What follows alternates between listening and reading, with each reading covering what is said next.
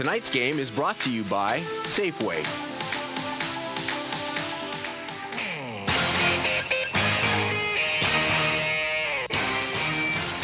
Well, good evening, everyone, and welcome to Shaw Park in downtown Winnipeg. We are back with you for another edition of Safeway Goldeyes Baseball right here on Shaw TV. Tonight, the Fish look to continue their winning ways at home as they take on the Kansas City T-Bones in the second of a three-game set. As always, we get things going with the pregame show brought to you by Safeway, ingredients for life. And as we welcome you to field level, my name's Al Foster. Yes, there's a bright orb in the sky. We actually have a beautiful night for baseball. Sunny skies, no breeze, and no, I repeat, no rain in the forecast. Now, going into this current homestand, Goldeyes field boss Rick Forney really wanted to see more consistency out of his team as it pertains to playing at Shaw Park. Well, let's just say the Goldeyes have delivered in a large way. The team currently in the midst of a 6-game winning streak, including a 15-1 beatdown of the hated Fargo-Moorhead Redhawks that took place back on Monday. Now, the Fish also sport some of the best pitching and batting in the entire American Association and now have a very comfortable lead atop the North Division standings. So, will the team rest on its laurels or will they continue this torrid pace? With the answer to these questions and many more pressing matters, let's send things up now to the meat of our broadcast order, Ken Weave and Scott Taylor. Thank you very much, Al Foster. I don't know what those other pressing questions could be, but I do know what I've seen over the last week, and the Winnipeg Goldeyes are white hot. They won their last game on the last road trip in Trois-Rivières and then came home and have won 5 straight here at Shaw Park. They are now 11-5 on the season at home. And Ken Weed, for a while, it looked like they were scuffling at home. Not anymore. Yeah, they certainly were, Scott. But again, a simple formula. Goldeyes have been getting great pitching, timely hitting, and playing much better defense. So when you get those 3 qualities and check off all 4 or 3 of those boxes, usually the success follows. We'll see if they can keep it up here. Obviously, they've played very well in this homestand, and they'd love nothing more than to get a clean sweep of it. This is a team that swept Fargo. They won last night against Kansas City. This is game 2 of a 3-game set. The team is now 6 games ahead of St. Paul in the race for first. They're 29-14. I have not seen a Goldeyes team better than this one at this time of the season. They played 43 games. They're almost at the midway point, and they're starting to dominate the North Division. Yeah, it's very impressive, and the scary thing is they have a couple of guys that could probably pick things up a little bit, if you will. But again, for the most part, they're getting contributions throughout the order, especially deep in the order. Again, Casey Hart, their named player of the month today, an absolutely scorching June, and he's really kept that up here into July. So they've had guys producing, and we knew they were going to hit eventually. Their pitching has been probably better than expected, and their defense has really picked things up here in the last week to 10 days. Well, one of the big things we can watch for tonight is Chris Salamita has 379 career strikeouts now. He'll be starting tonight. He is 1 strikeout behind Ace Walker for the team record, so his 2nd strikeout tonight, he becomes the all-time strikeout leader for these Winnipeg Goldeyes. It's my pleasure now to go down to field level and present the Hoosley Men's Ukrainian Chorus with tonight's national anthems. National anthems. Oh, say, can you see by the dawn's early light what so proudly we hailed at the twilight's last gleaming, whose broad stripes and bright stars through the perilous fight for the ramparts we watched were so gallantly streaming, and the rocket's red glare, the bombs bursting in air, gave proof through the night that our flag was still there. Oh, say does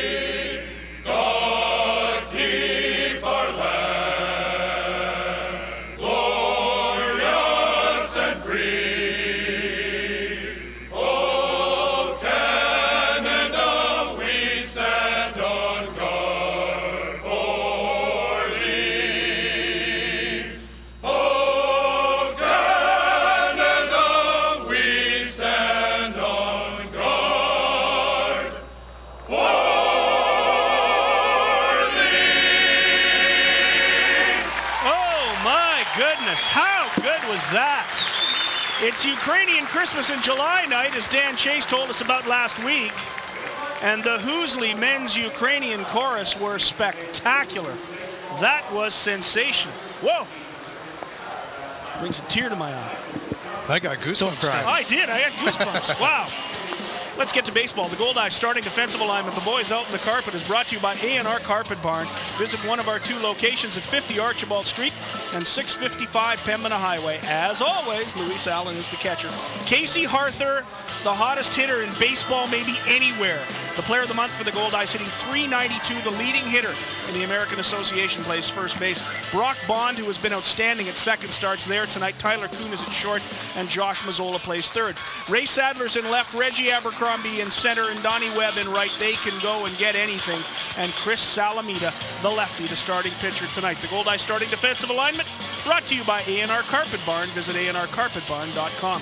Your Goldeyes starting pitcher is brought to you by Lower Level Sports Cards at 189 Henderson Highway, right beside the subway. Visit us at lowerlevelsportscards.ca. Tell us about Chris Salamita. Chris Salamita, Scott, the veteran left-hander, making his 10th start of the year for the Goldeyes. There you see his numbers, 3-3, 453 earned run average. He's really been better of late. Had a bit of a tough start to the season, but he's coming off a victory that saw him give up only 5 hits over 8 innings. Fastball, curve, slider, change.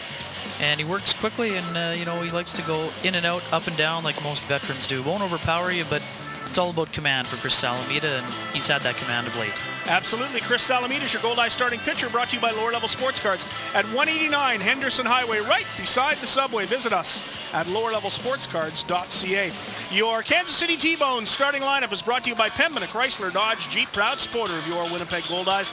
Visit us at pembinachrysler.com. TJ Middlestat will lead it off. Probably the best all-around ball player on the team. He's the second baseman. Brian Sabatella hits second, plays in right field. David Espinoza, who is hitting the ball well, he's the leading hitter on the club. He bats third. Then Byron Wiley is the cleanup hitter, followed by the DH Johnny Kaplan. Nick Schwanner starts at third. Brian Erie's the catcher. Darrell Hudson is the shortstop, and Bobby Cousdale is the center fielder. He bats ninth.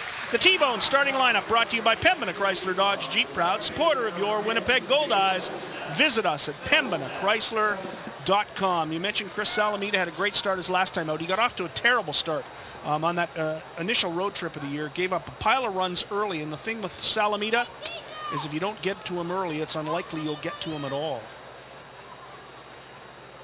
So here's the opening pitch of the ball game. It's on the corner for strike one, and the game's opening pitch is brought to you by Metro Center Limited. For trailers, trailer parts, and accessories, visit us at Metro Center, 620 Nairn Avenue. TJ Middlestat comes in hitting .283. He has 6 homers and 18 driven in. Pitch is high for ball one. Middlestat is also among the on-base percentage leaders in the league. He's actually second behind Ryan Corey from Wichita. TJ Middlestat with a .465 on-base percentage. David Espinoza, who hits third, is .421. There's a pitch that's on the corner for a strike. A ball and 2 strikes to TJ Middlestat.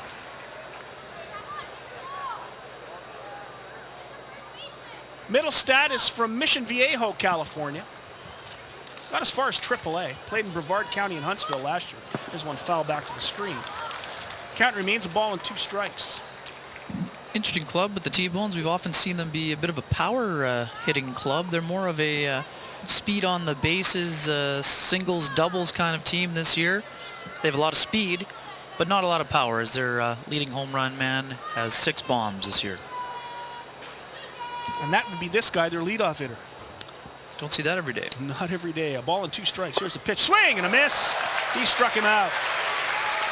Chris Salamita has now tied Ace Walker for the Goldeyes career record with 380 career strikeouts.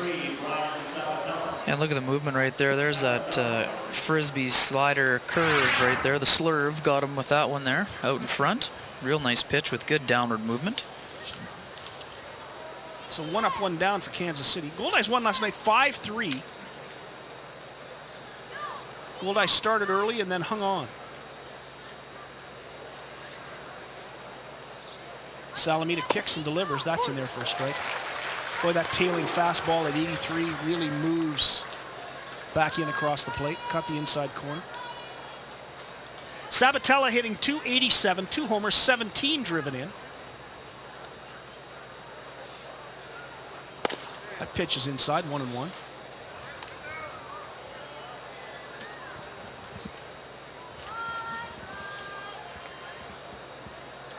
Brian Sabatella is from Aquabogue, New York. There's a town I hadn't heard of till right now. You and me both. I wonder if it's near Chris Salamita's hometown of Watervliet. Aquabogue and Watervliet. We'll put our geography expert, Al Foster, in charge of finding out. I'm on it, man.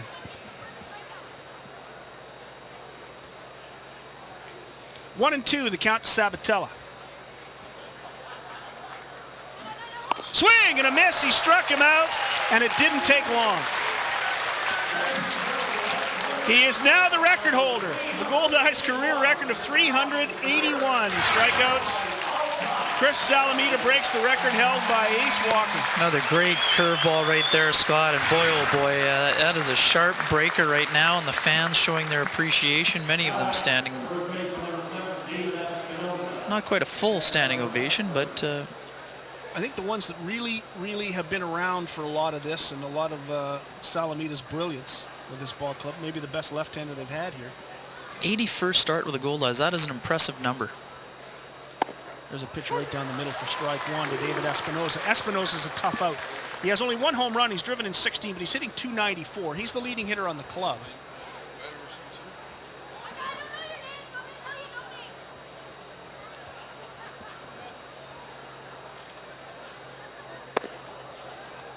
Pitch misses, 1 ball and 1 strike to David Espinoza. Lives in Miami. He's been an independent ball player for his entire career. Played in Lincoln last year. A veteran, 6'1", 170. He's been around. It's the pitch by Salamita. It's popped foul. Casey Harther over in foul territory. Will he get there? He does not. Good effort by Harther. Couldn't quite get there. Gives the ball to a fan. Pretty good hustle, but tough play over the shoulder. Ken and Scott, Aquabogue, New York is actually part of the North Fork wine region on Long Island. There you go. Where's Watervliet? That's my next assignment. Okay. Get back into Google. A ball and 2 strikes to David Espinoza. Goldeyes play Espinoza straight away at every position, except Reggie Abercrombie, who plays everybody shallow. There's one foul back into the Sky Suites.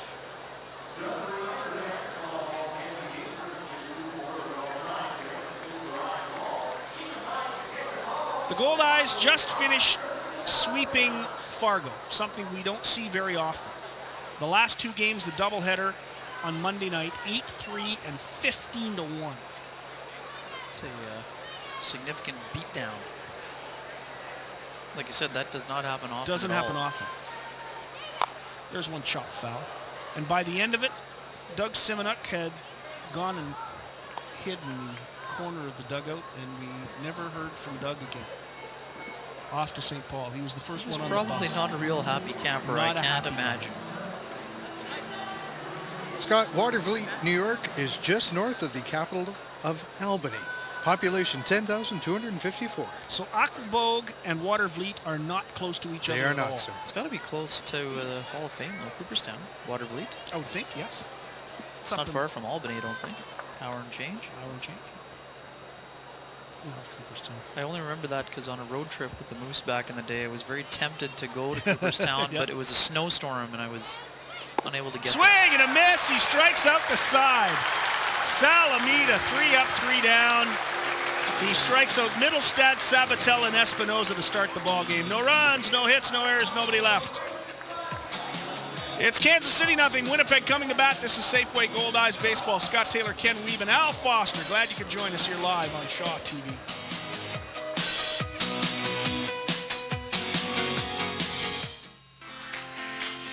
Tonight's game is brought to you by Safeway.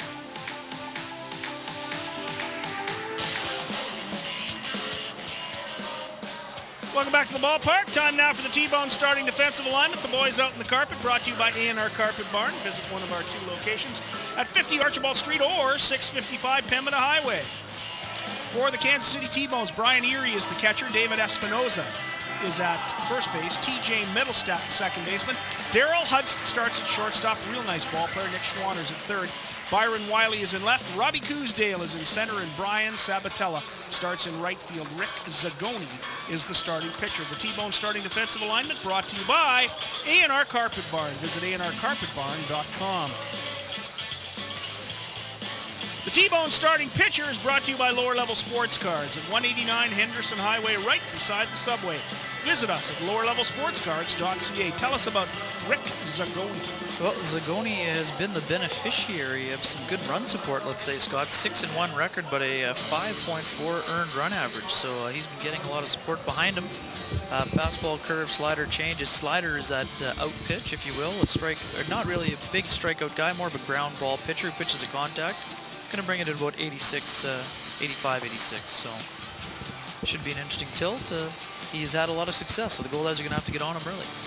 So Rick Zagoni is the T-Bone starting pitcher. It's brought to you by Lower Level Sports Cards at 189 Henderson Highway, right beside the subway. Visit us at lowerlevelsportscards.ca. The Goldeyes starting lineup brought to you by Pembina Chrysler Dodge Jeep, proud supporter of your Winnipeg Goldeyes. Visit us at PembinaChrysler.com. Tyler Kuhn, the number 2 hitter on this ball club, at 342. He leads it off. Josh Mazzola bats second. Casey Harther, 392 this season. He plays at first base and bats third. Then Ray Sadler, Donnie Webb, Reggie Abercrombie, who's starting to heat up. Brock Bond, the newcomer, Luis Allen, and the DH, Ryan Pineda. The Goldeyes starting lineup brought to you by Pembina Chrysler Dodge Jeep, proud supporter of your Winnipeg Goldeyes. Visit us at PembinaChrysler.com. So here's Tyler Kuhn. First pitch is in there for a strike. The lefty Zagoni with 6 wins this season. Yesterday, the Goldeyes started off with 4 straight singles to take a 2-0 lead. Zagoni's pitch is high, ball 1. 1 ball and 1 strike to Tyler Kuhn. Kuhn hit his first home run of the year on Monday night in the first game of the doubleheader. And it was impressive. In a tight 4-3 ball game, Tyler Kuhn, with the bases loaded, hit it on the tent in the picnic park in right field. Said he got a slider. He was looking for a slider up in the zone. Good night. There's a ground ball to the second baseman. Handled easily by Middlestat. He fires over to the first baseman, Espinoza, for the first out of the ball game for Winnipeg. No grand slam here. Nice slider down in zone. Kuhn was on it, but just rolled it over the second baseman. Easy play. This one away for the Goldeyes, and that'll bring up Josh Mazzola, another guy who was just starting to heat up. Mazzola was struggling. He was down to 192 at the end of the road trip. He's seen 241 now. 6 home runs, 26 driven in. For Mazzola in the last 10, he is 13 for 42, hitting .310. He has 8 runs batted in and 3 home runs. So he's starting to get a little bit hotter. Yeah, that's the usual production you'd expect from Josh Mazzola. Probably a little bit less pressure when you move up into the 2-hole. Not as many RBI situations. You're maybe working the count a bit more, being a little bit more selective at the plate. Pitch right down the middle, 2 balls and a strike to Mazzola. That's allowed him to get in the groove.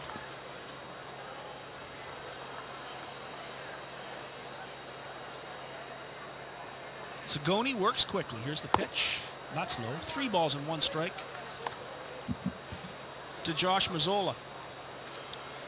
Yesterday, pretty good day for Mazzola. He had a hit, scored a run. There's one chopped to the third baseman. Hit hard, handled nicely by Nick Schwanner. Fires to first, and that's the second out of this inning. So 2 away here in the first for the Goldeyes. It'll bring up the white-hot Casey Harther. Talk about hot. He's 21 for 43 in his last 10 games, hitting .488. He has 2 homers. He's driven in 12, scored 5 runs. In his last 5, he is 12 for 21, hitting .571 with 7 runs batted in. Not a bad month. It's pretty good.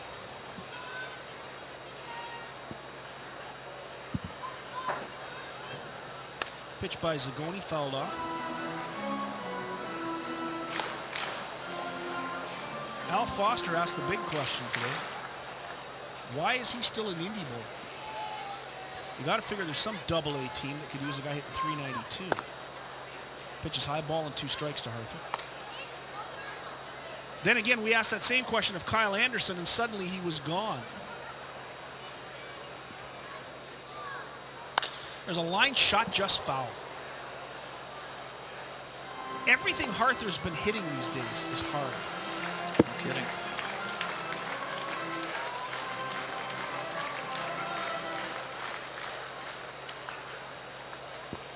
Zagoni gets the sign from Brian Erie, the catcher. Here's the pitch. It's pop foul on a play. Uh-oh. Did you ride your bike today again, Al? I did, Scott. Good thing, because that would have been your car. Uh-oh. Better get Mako.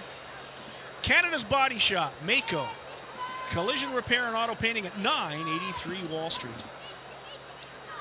Pitch to Harther is chopped to the pitcher. It's handled. Will Harther beat it out? He does. It's an infield single for Casey Harther. And that's the Goldeyes' first hit of the game, and who else but a guy hitting 392. This year, the Goldeyes' leading hitter will win the Tear the Cover Off the Ball trophy presented by the University of Winnipeg. The current leader, Casey Harther, batting now 393. The Goldeyes' first hit of the game brought to you every game by the University of Winnipeg. When you're as hot as Harther is, sometimes this is what happens. Hit it off the plate, tough play. Pitcher can't get it on the short hop. The quick pause, I don't know if he would have got him even if he had picked it up cleanly, to be honest. As they say, it'll look like a line drive in the morning. Here's Ray Sadler. First pitch is low. Sadler's tonight's cleanup hitter. It's brought to you by Multi-Material Stewardship of Manitoba. More than half of all household garbage can be recycled. Recycling is easy and convenient. We all win with recycling. For more info, visit simplyrecycle.ca.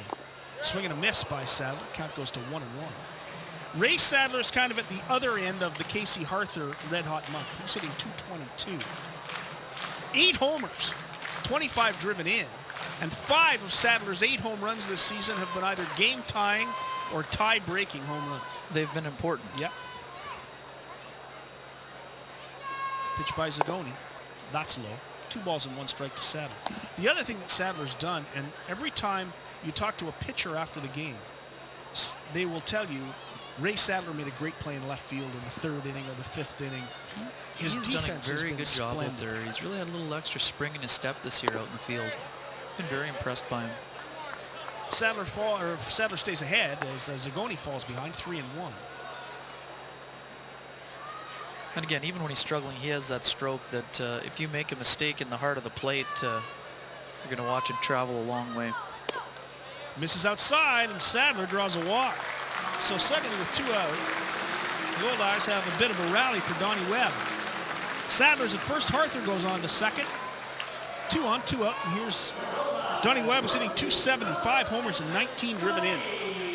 Now we usually see Donnie Webb hitting from the left side because we normally see right-handed pitchers. We got a lefty tonight, so the switch hitting Sadler turns around and bats right-handed. He's had a strong season for the Goldeyes as well. Another great fielder. Very good in the field, good arm, good range. First pitch is low for ball 1. Tracks the ball off the bat pretty well as well. Really does. Good jump on things.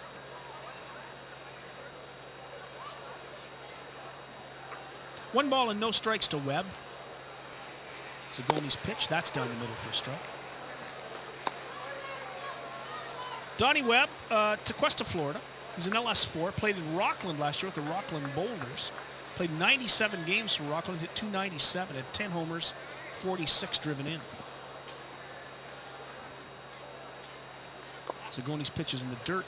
He's missed low. As long as you're not missing high, That depends. you'll get it figured out. You would think so. You would think. Zagoni has struggled early in games and early in innings was the scouting report I was given today. So Goldeyes have a chance here to maybe do some damage. Pitch to Webb is low again, ball 3. 3-1 to Donnie Webb. Reggie Abercrombie steps into the on-deck circle. Webb was down in the batting cage today doing a little bit of extra work.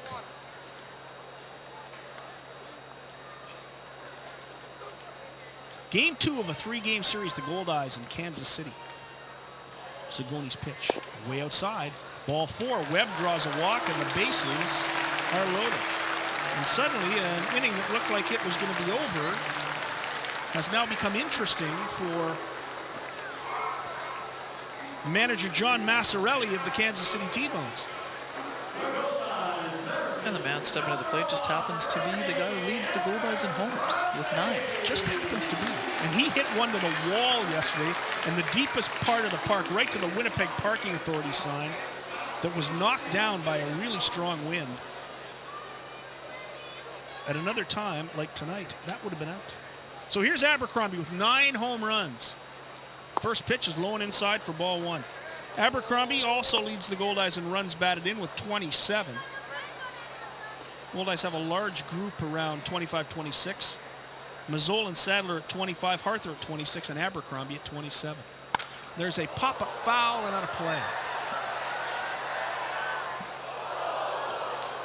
Reggie got a new box of bats. They're white bats made by a Canadian company. White souvenir for a thing. And they have been shattering like weapons. It's been very tough to be a third baseman with those bats, so tonight Reggie's back to his old bat. 1-1 the count. And it's popped up. Foul territory coming over the first baseman. Espinoza makes the catch, and that does it for the Goldeyes in the first inning. They got some rally going, but couldn't do any damage. No runs on a hit, no errors, 3 left. We played 1 complete on a beautiful night downtown Winnipeg. It's Safeway Goldeyes Baseball, and it's live on Shaw TV.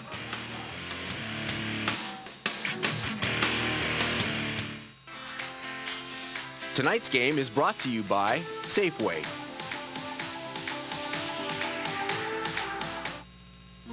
Join the movement to kick cancer. 5 simple things can reduce your risk of cancer up to 50%. Choose a balanced diet with plenty of fruits and vegetables. Get active to maintain a healthy body weight. Avoid tobacco and secondhand smoke. Protect yourself from UV rays. Follow cancer screening guidelines. See your doctor for regular checkups. Take the pledge to reduce your risk of cancer. Join the movement at kickcancer.ca. An initiative of Cancer Care Manitoba Foundation, supported by Safeway. Welcome back to the ballpark. It's Ukrainian Christmas in July night at the park. Who doesn't love Christmas? What's that? Who doesn't love Christmas? Who doesn't love Christmas, especially Ukrainian Christmas? Gotta love Ukrainian Christmas. I didn't have pierogies tonight, though. Should have. Leading it off for Kansas City here in the second, it'll be Byron Wiley, followed by Johnny Kaplan and Nick Schwanner. Wiley's the cleanup hitter. We may as well do that right away. Let's get it done. Tonight's cleanup hitter.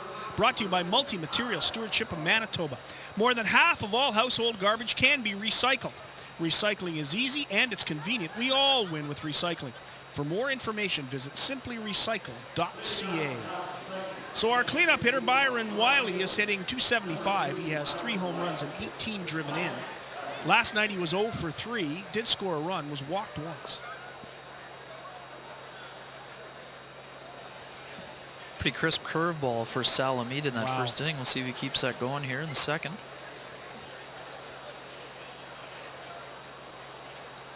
So Salamita gets the sign from Luis Allen, kicks and delivers. Pitches outside for ball 1. The umpires for tonight's game, behind the plate is Brian Child. The first base umpire is David Frame. The third base umpire is Bill Montgomery. Salamita's pitch is right down the middle. A fastball at 82 for strike 1.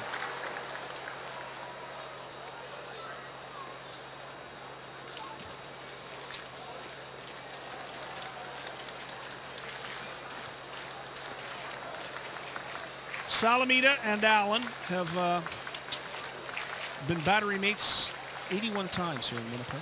Here's the pitch. That's fouled off. And they obviously have something special. Yep, certainly working in concert. Not a lot of shake-offs when Salamita's on the go. No, he pretty much lets Luis call the game.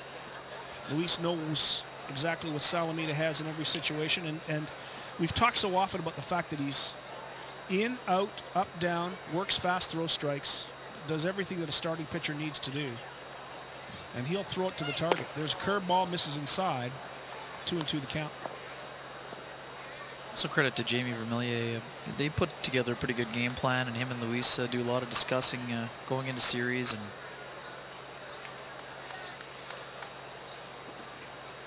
counts even at 2. Here's the pitch by Salamita. Swing and a miss. He struck him out. 4 straight strikeouts to start this game for Chris Salamita. It's interesting to watch. I was watching the Detroit Tiger Oakland A's game the other night. Rick Porcello threw a 3-hit shutout with no strikeouts and no walks. put it in play. 17 ground balls, 6 pop-ups, and 4 fly balls were his 27 outs. Make him put it in play. Put it in play. And that's what most of the pitchers here in Winnipeg will tell you, that they pitch to contact and they have a great defense behind them. But tonight, Salamita's doing everything himself. 4 straight strikeouts. Here's Johnny Kaplan, the DH. First pitch is in there for strike 1. Boy, is he beating up that strike zone. It's impressive to watch, no doubt.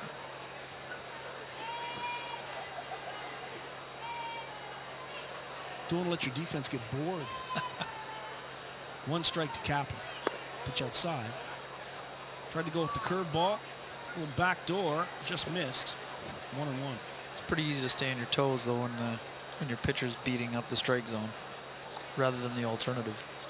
If he's all over the place, that's when you have your trouble staying on your toes on defense. Salamita's pitch. That misses outside. 2 balls and 1 strike to Johnny Kaplan. Kaplan is a St. Louis native. He's a veteran. Got to high A. Last year played in Southern Maryland. 2 balls and a strike to Kaplan. Salamita kicks, foul back. 2-2. Count goes even. Chris Salamita spent the winter in Australia. Pitching in Adelaide. Not a bad place to spend the North American winter. Team won the championship. He won the big game, championship game. So no surprise. Pretty nice experience for him. He's debating whether he'll go back or not. But he said he had fun. Here's the pitch. Curveball, foul back. Kaplan just got a piece of it. Fouled it back to the screen. Plus he avoided winter in New York. Not a bad thing. Not a bad thing at all. He was called into service, wants to be a firefighter, paramedic. Was called into service the other day in the clubhouse. Bit of a grease fire in the dryer. There's some grease on some towels. And Jamie Sampson, the clubhouse manager, found himself in a little smoke in the laundry room. Oh boy. Well, good real life practice. Sampson got it out. He's got everything under control in there. There's a chopper at the plate, foul. Sally kind of walked around the corner and said, "Need me?" No. Went back to doing whatever it was he was doing. Jamie had it under control. As he does pretty much everything in that clubhouse. 2 balls and 2 strikes to Johnny Kaplan. 1 away. We're in the top of the 2nd inning on a beautiful night for baseball and a great crowd here at Shaw Park. Curveball chopped off the foot of Kaplan. So Kaplan staying alive. He's getting just about everything in the arsenal right now. We should say the strikeout record is impressive. Salamita retired from baseball. In the middle of it, yeah. After winning the championship. And came back.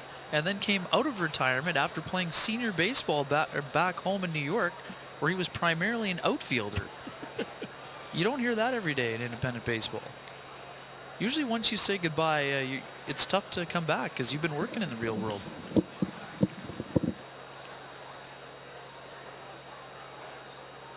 But Sally, as his teammates call him, not only came back last year, he was just about the first guy off the plane this year. He was so excited about playing.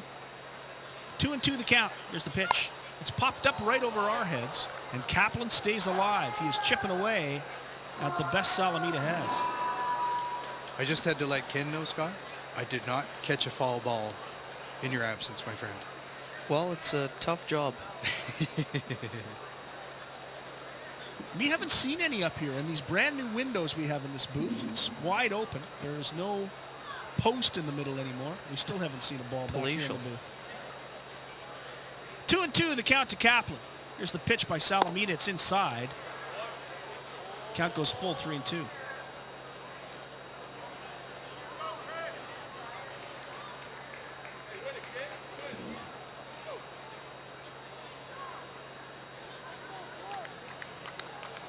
Kaplan digs in.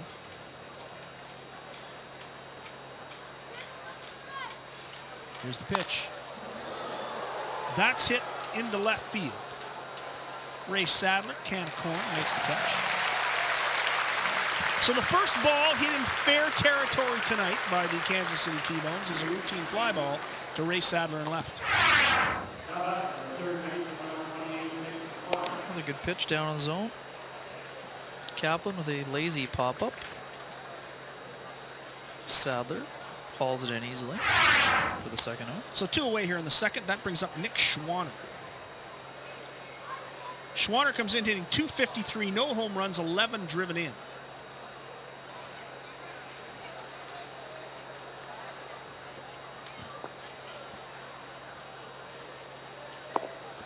First pitch.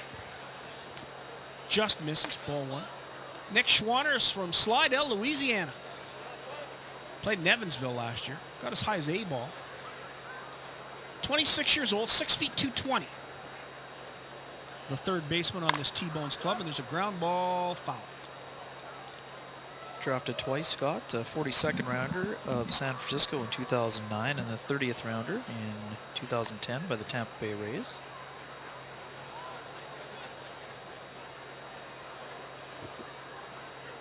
Finished 10th in average in the Florida State League last year. Sorry, and was released. It's a tough game. 1 ball and 1 strike to Schwanner. Here's the pitch by Salamita. Sorry, 10th in the Frontier League. Read that sheet wrong. Pardon me. Not a problem. You missed a game. A little rusty. You've been down doing hockey. I understand. 2 balls and 1 strike to Schwanner. I don't like that big cloud out there in left field. There's a ground ball foul. We've had way too much rain. Great crowd tonight, too. Tremendous crowd for Ukrainian Christmas in July. Dance troops here tonight. And, of course, the Hoosley Ukrainian men's chorus doing the national anthem. It's outstanding. 2-2, the count to Schwanner. It's the pitch by Salamita. Curveball is right down the middle and just a little bit high. Sally thought he had strike 3, and the count goes full to 3-2. Let's have another peek at this one. Another curve. Just a bit high. Wow. 3-2 the count. Here's the pitch. Fouled off. Kenny Weeb is laughing. He didn't agree with the call from home plate umpire Brian Child. Unless his belt moved, that looked like it was at the belt. We have the video evidence. We have video evidence. We do. Salamita was almost at the Maybe it was a dugout. late frame by Luis Allen. That Sure. must have been what That must have been the it. home plate umpire 3-2 is the count to Schwanner. Here's Salamita's pitch. There's a ground ball right at Brock Bond at second. He handles it easily, fires to Harther, and that'll do it. Another easy inning for Chris Salamita. Nothing across, no runs, no hits, no errors, nobody left. We've played an inning and a half on Ukrainian Christmas in July night here at Shaw Park. It's Kansas City nothing, Winnipeg nothing. This is Safeway Goldeyes Baseball live on Shaw TV.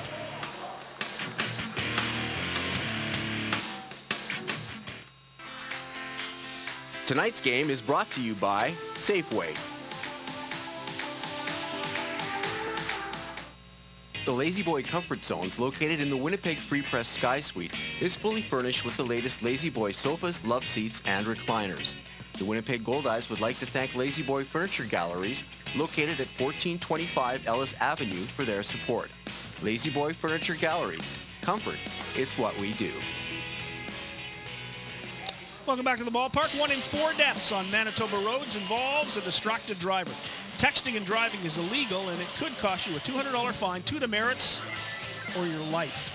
Please don't text and drive. A message from Manitoba Public Insurance and your Winnipeg Goldeyes. Go to the bottom of the second inning for the Goldeyes. It'll be Brock Bond, Luis Allen, and Ryan Pineda, the bottom of the order. The outfits are great The today outfits for are great, the aren't they? Ukrainian Christmas.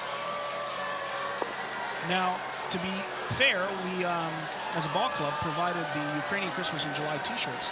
So those fan services reps who have brought their own costumes have done so by themselves, and thank you to them. That young lady looks great in her Ukrainian top. Great fun tonight at the park. And of course, everybody down at Savala's for pierogies and sausage and One in Rome. cabbage rolls. One in Rome, right? When in Kiev. Sorry, yes. Oh, that hot dog looks good too, though. Oh, that's Savala's. That's the bratwurst. Ooh, that looked great. Even the fans are into it. Well, why wouldn't they be? Exactly. Money raised tonight will go to the Ukrainian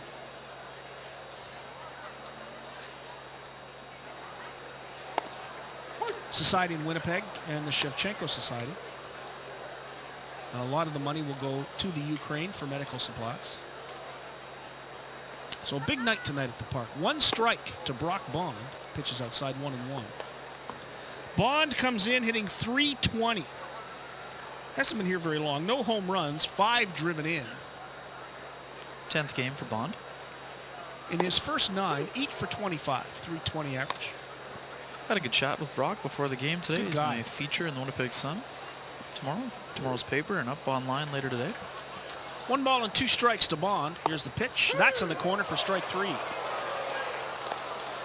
Don't think he agreed. Don't think he did.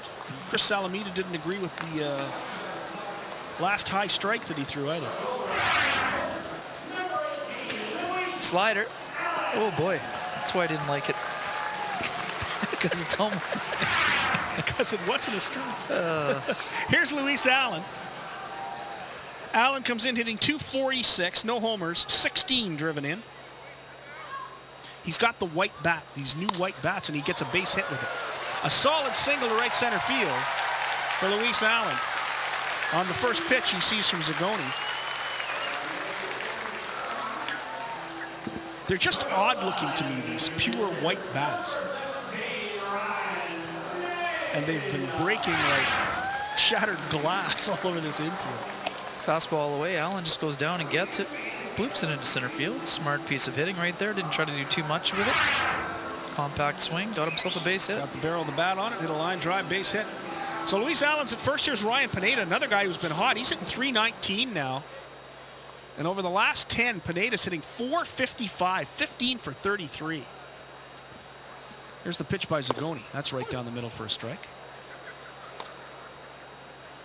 Rick Zagoni, like Chris Salamita, has been getting plenty of run support. He has a high ERA, 5.40, but his record is 6-1. He's one of the leaders in wins in the league, along with Matt Jackson of the Goldeyes with 6 victories. Jake Laber, Rick Zagoni, Matt Jackson, and Tim Brown of Wichita all have 6 wins. Zagoni's pitch, foul back. 1 ball and 2 strikes to Pineda. Zagoni, a 6th round draft pick of the Baltimore Orioles, Scott. Reached AAA.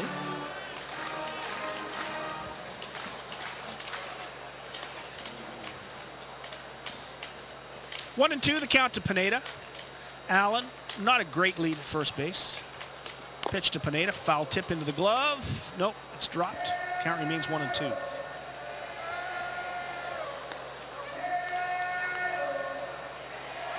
Pitched at the University of Missouri. Once a teammate of Max Scherzer. Wow. Little known fact. At Missouri? At Missouri. Wow. In 2006. Pretty good lefty-righty combination. Oh, I would say that would be a tough rotation to face. Off-speed pitch inside. 2 balls and 2 strikes to Pineda. Also pitched with Aaron Crow. I believe he was with the Kansas City Royals, right? The reliever, hard thrower. But Scherzer, boy oh boy, he's about to cash in free agency. Boy, will he ever. 2-2 the count to Pineda. Here's the pitch by Zagoni, and it's a fly ball into left field. Lazy fly ball. Coming over is Byron Wiley to handle it. And that's the second out of this second inning. And we'll go back to the top of the order and Tyler Kuhn.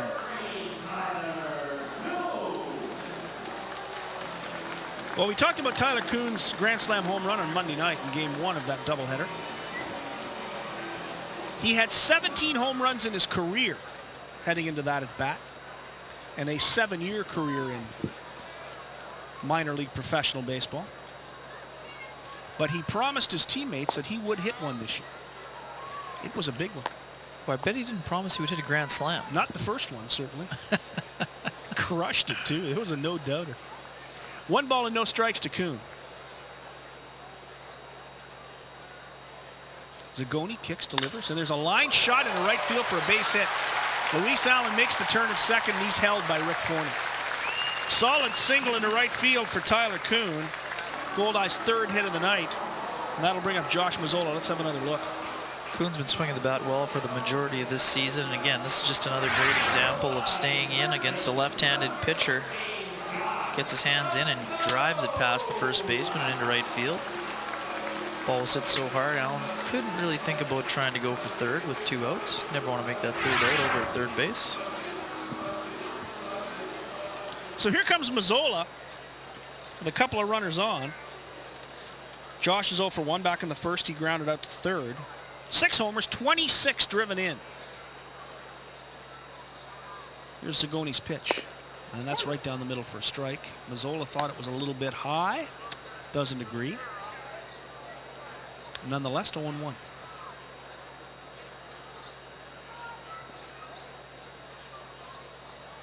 Zagoni checks Allen at second base. He got a big lead at second. Here's the pitch.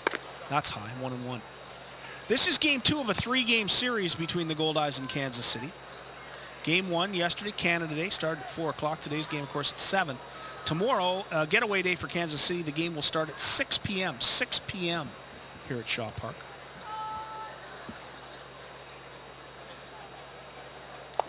Pitch is in there for strike 2, and again, Mazzola not very happy, and he goes for a walk. Definitely the inside corner is being called, so I think players have to adjust. You understand their frustration, but now we've got a conversation going. And here comes Rick Forney. There's a lot of talking going on. I think, too, that when Mazzola also thought it was low, I think maybe he wasn't quite as disappointed with the inside as much as the low on that one right there. You don't see that often when the barking back occurs. You often see the barking. Yeah, you always see the barking. But once the barking starts going the other way, you've almost been warned. Arguing balls and strikes is going to get you tossed. And I think that's what Rick Forney was a little bit concerned about. He's got Jake Blackwood on the DL. Jordan Guide is his only replacement. Can't afford to have guys tossed out. There's a pop-up. Will it get on a play? It might. No, it doesn't, but it drops into the bullpen. No play on the ball. Count remains 1-2. Yeah, I think Rick just wanted Josh to not say one more word. Well, he needed to take a deep breath. Or it was very, if the conversation had gone on much longer, there would have been an early shower involved. And Rick knows that he can't afford that. Because his only his other third baseman is the designated hitter, and as much as Chris Salamita loves to bat, I don't think that's Forney's preference at this stage of the proceedings.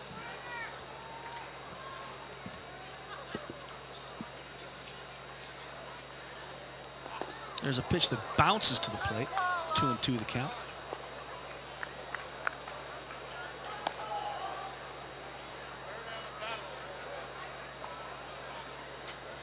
Goldeyes won 9 of 10. And 6 in a row. Pretty nice run. 29-14 on the season. 6 games ahead of St. Paul in the race for first in the North Division.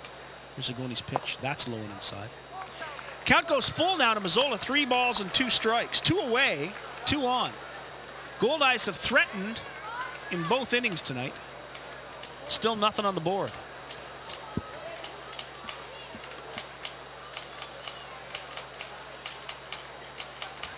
Here's the pitch. There's a shot foul. Mazzola got every bit of that one, but hit it foul.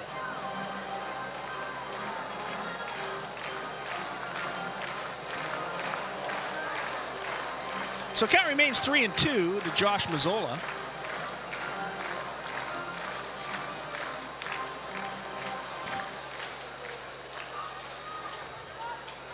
Allen at second, Kuhn at first.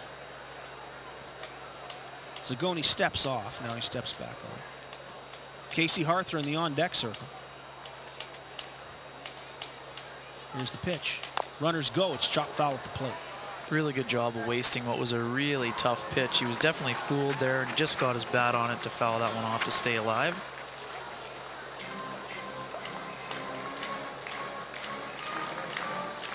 So the runners again will be off.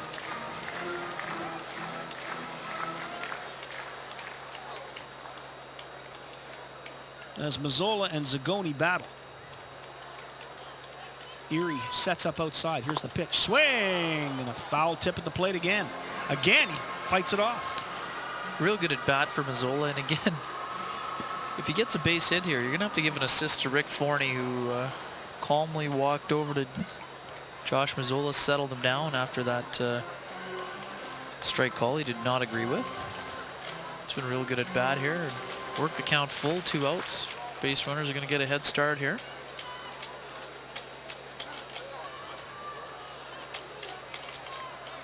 Three and 2, the count. Zagoni gets the sign. Here's the pitch. It's a chopper to the shortstop and mishandled by Hudson. It's short. Into score comes Allen, and the Goldeyes get on the board. We'll see what Steve Eitzen calls the official score, whether it'll be a hit and an error or just a straight-up error.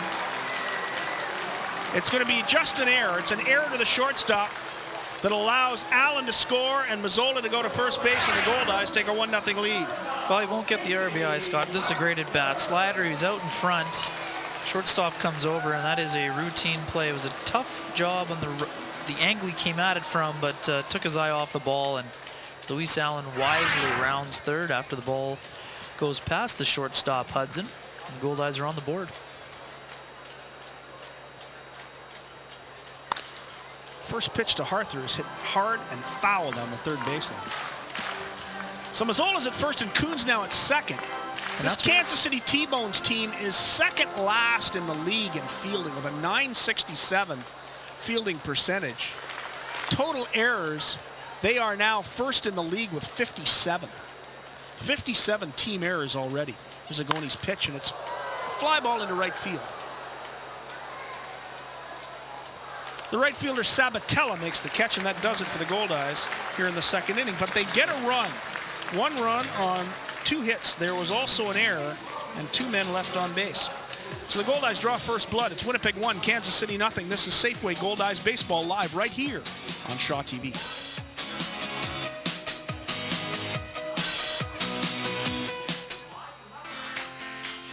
Tonight's game is brought to you by Safeway.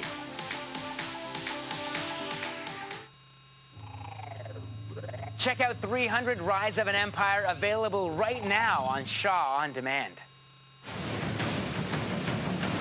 We'll attack the Greeks with my entire navy.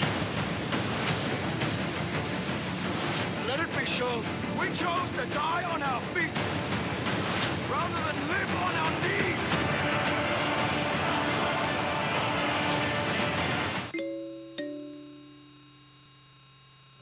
At Go Winnipeg, we get to do things a little bit differently than other stations. It all starts with sitting down to draw a picture.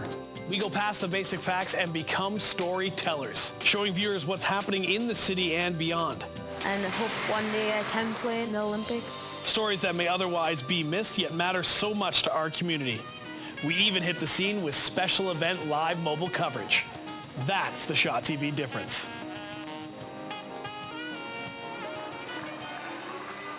Welcome back to Shaw Park. There's a young man who's quite excited about tonight. Great hat. It is a great hat. Before the game, Team Jennifer Jones came out onto the field to throw out the first pitch. They're pretty good curlers, huh? Look at those gold medals. Those gold medals. Not every day the gold medals are in the house. The Olympic curling champions, the Jennifer Jones team from Winnipeg.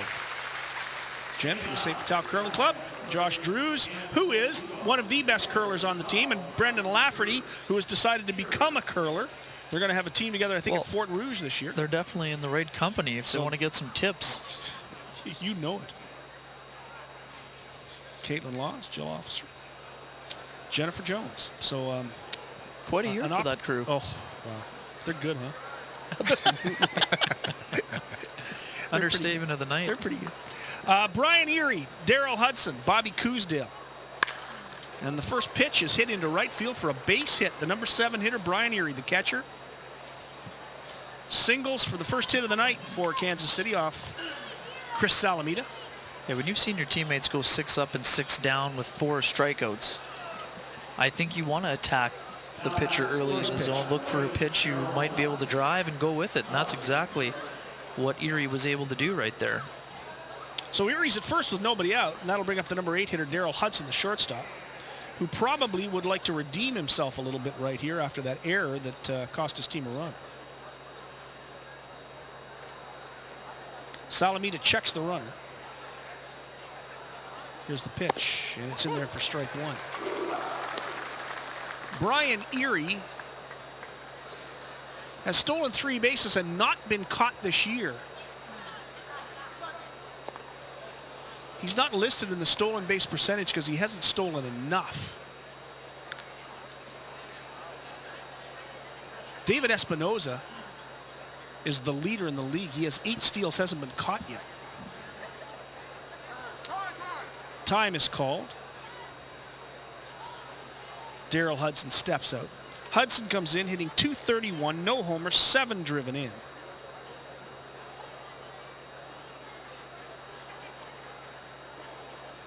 He's been pretty good in the last 10, however. He's only played 8 games with this ball club. There's a shot off of Harther into foul territory. It'll be a base hit. It will be a single.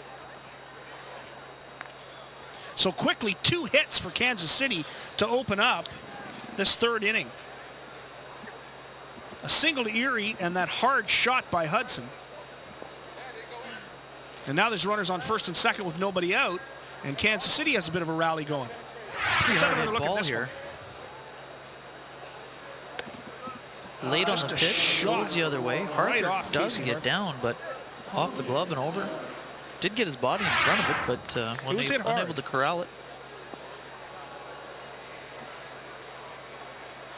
So it will be a hit. Steve Eitzen, the official score, calls it a base hit. So runners at first and second now with nobody out. And here comes the number 9 hitter, Bobby Cousdale.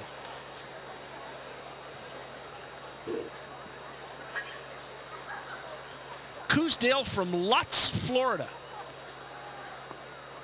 Played in Joliet last year.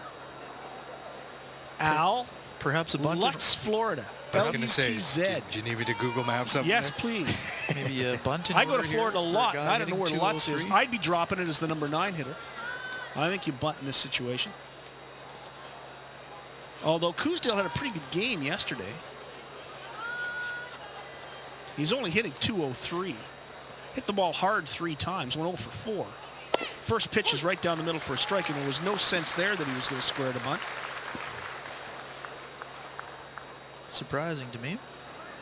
Well, you're only down 1-0. You may as well get 2 runners in a scoring position.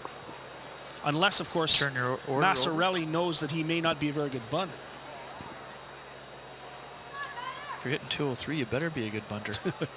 He squares now. Pulls it back, and it's strike 2. Curveball fooled Cousdale. The count goes to 0-2.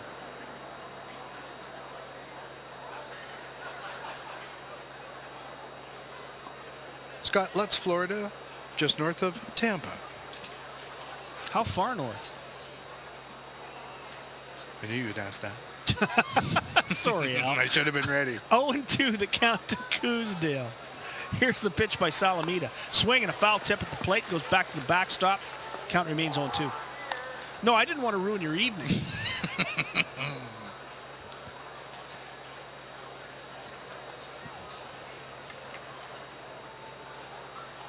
Cousdale came in at just .203, as Kenny pointed out.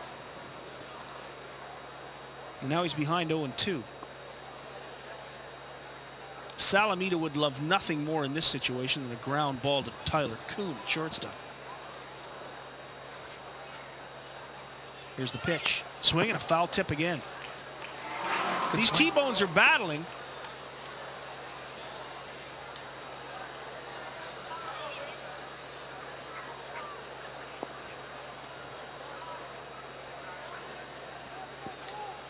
Hudson's at first, Erie's at second. 2 quick singles here in the third inning. Scott, according to travelmath.com, it takes 21 minutes to drive from Tampa to Lutz, Florida. Well, there you go. Is that off at 275? Oh, no, just stop. 0-2 the count. Curveball is hit into right field. Donnie Webb will have no problem with that one. Makes the catch. Nobody moves, and that's the first out in this third inning. One away. We go back to the top of the order. It'll bring up T.J. Mittelstadt.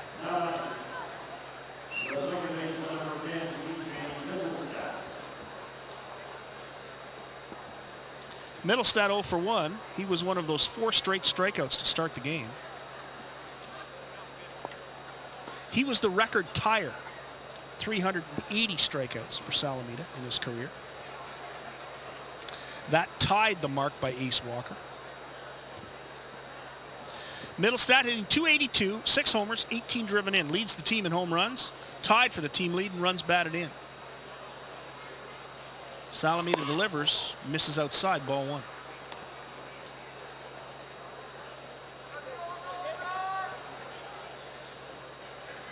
It's getting a little gloomy out in center field there. Yeah, I said I just didn't like the look of that cloud, although I think it's bright behind it.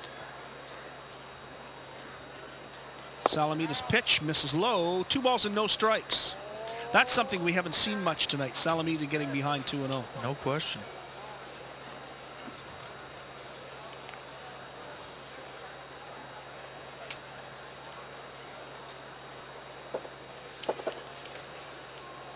Salamita working deliberately, checks both runners. Here's the pitch. That misses inside for ball 3. So Salamita falls behind the leadoff man 3-0. You got to be careful here with the 6 homers. Well, Mittelstadt in the last 10 games is 12 for 33 now, hitting .373. That's pretty good. Salamita's pitch is on the corner for a strike. 3-1 to Mittelstadt. Good take, but got the sense he was loading up for the 3-1 pitch right here. Mittelstadt, 44th round pick of the Milwaukee Brewers back in 2010. Salamita's pitch is high, ball 4, and Salamita walks the bases loaded. 2 singles and now a walk to Mittelstadt. The bases are full, and that'll bring up Brian Sabatella. First walk of the game for Salamita after cruising through the first 2 innings.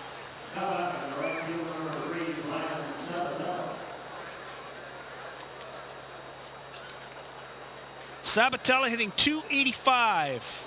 Struck out earlier tonight. 2 homers, 17 driven in. Sabatella over the last 10 hits in 29 appearances. Hitting .467 in his last 5. This is not a guy you want to fool around with. That'll raise the batting average quickly. First pitch by Salamita's popped foul. I don't think anybody's going to get to it. No, it's just going to go into the Kansas City bullpen. Good effort by Donnie Webb to try to get over. Just wasn't hit high enough. Pretty long run as well. 1 strike to Sabatella. Salamita would love to use that curveball to induce a ground ball here to try to wiggle his way out of the inning.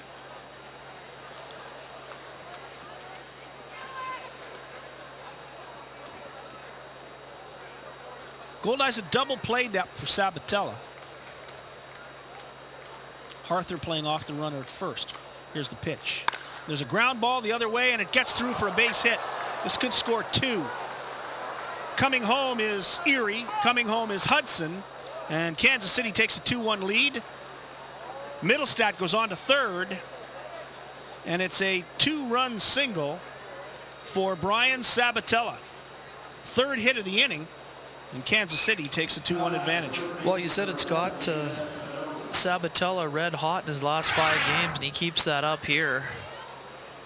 Was a tough pitch, goes the other way with it because the Goldeyes defense been double play depth that gets through the hole. Webb charges, makes a pretty good throw, but unable to get the runner at home, and that allowed Mittelstadt to hustle his way to third base, putting another runner 90 feet closer to scoring. So Erie and Hudson come home with the first 2 runs of the game for the T-Bones. They take a 2-1 lead. And here comes the number 3 hitter and the most dangerous hitter in this lineup, David Espinoza. First pitch misses, ball 1.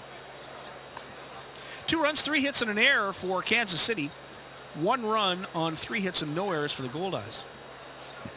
That error cost Rick Zagoni a run.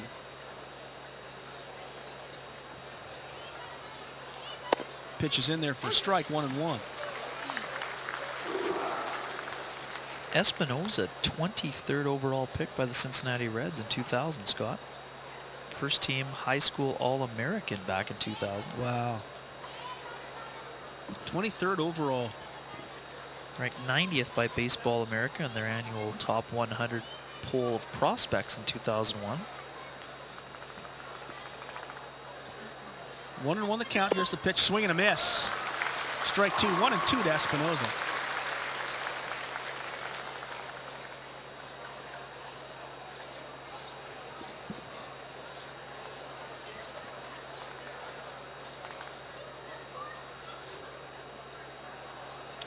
Espinoza from Miami, veteran ball player. He's 32 years old. He has been around. 1-2 the count. Big curveball popped up. It's going to be a tough play. Out goes Kuhn. He won't get there. That'll score a run and make it 3-1 Kansas City. It'll be a base hit for Espinoza and an RBI. 4 singles and a walk in this inning. And the Kansas City T-Bones have taken a 3-1 lead.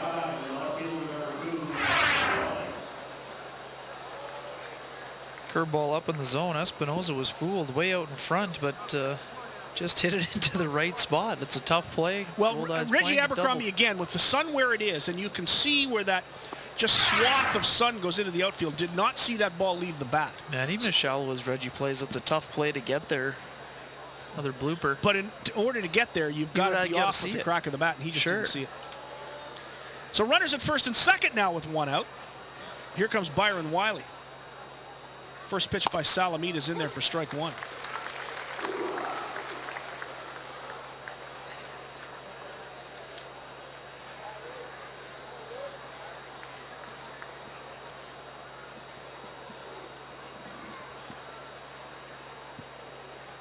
Oh and 1 to Byron Wiley.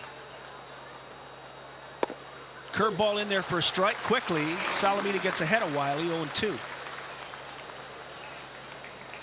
Espinoza at first, Sabatella at second.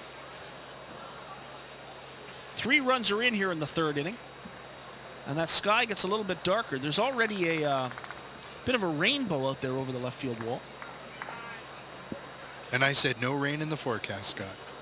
Well, there wasn't. There wasn't any rain anywhere. There's a pitch low and outside.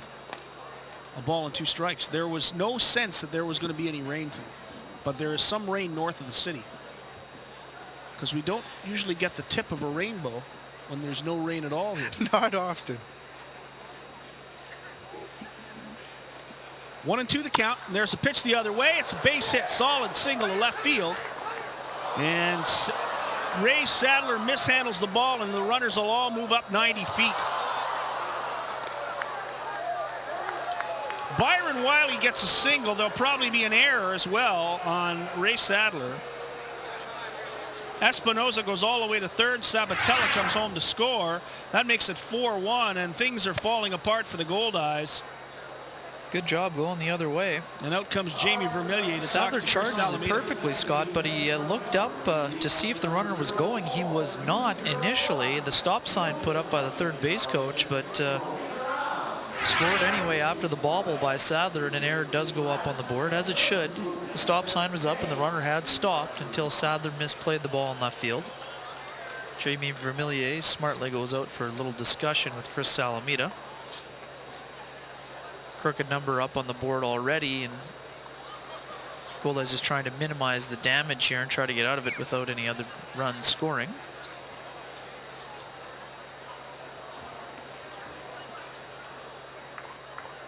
So 4-1 the score. 4 runs in this inning. On now 5 singles and an error and a walk. And they will walk Johnny Kaplan to load the bases. So Kaplan walked intentionally.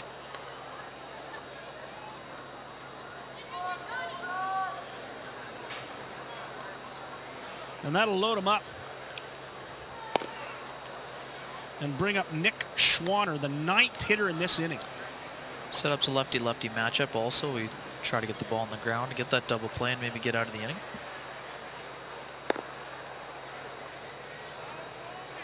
Well, it's kind of been the story of Chris Salameda's year. One bad inning in just about every outing. Had those 2 horrible innings on the trip to Texas.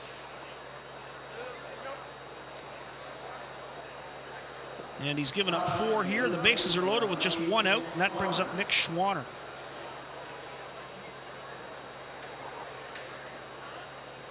Johnny Kaplan was 0 for 1 and hitting 139. It's not often you walk a guy hitting 139, but they're trying to set up that double play.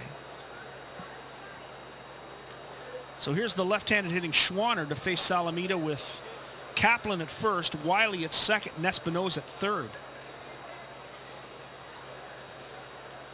Salameda's first pitch is on the corner for strike 1, a fastball at 84.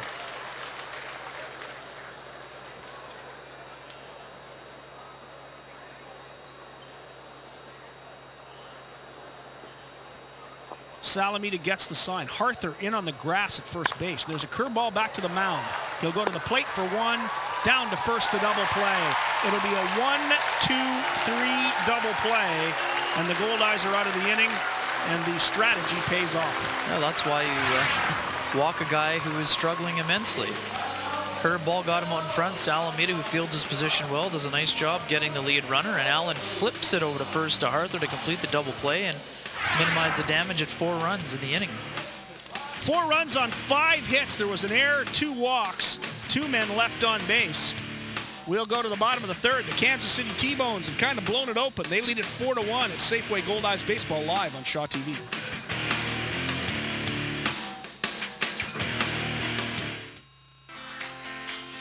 Tonight's game is brought to you by Safeway.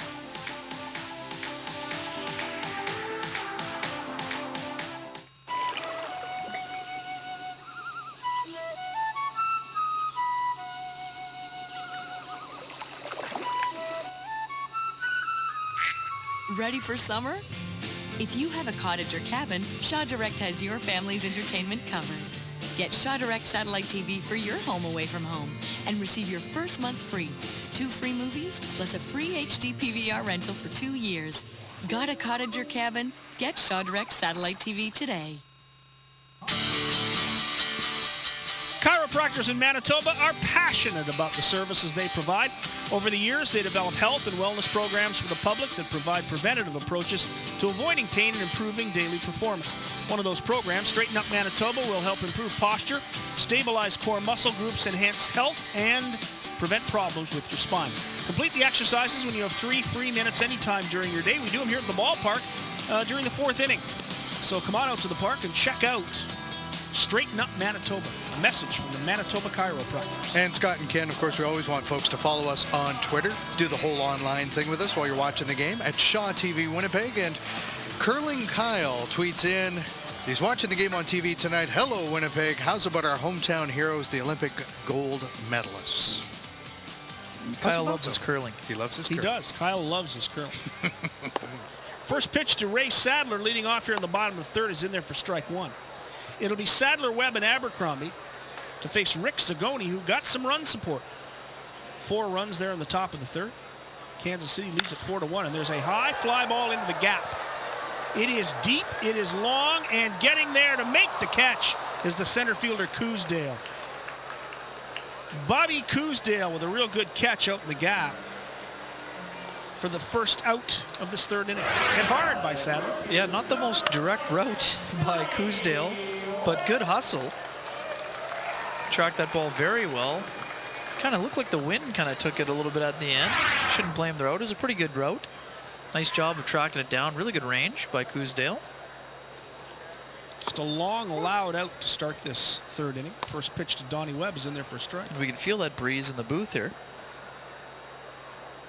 Ball kind of changed direction on him, but hauled it in anyway. Nice play.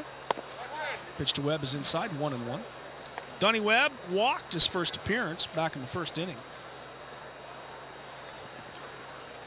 ended up at second base when the Goldeyes rally was snuffed out by Zagoni. Pitch is high. 2 balls and 1 strike to Webb.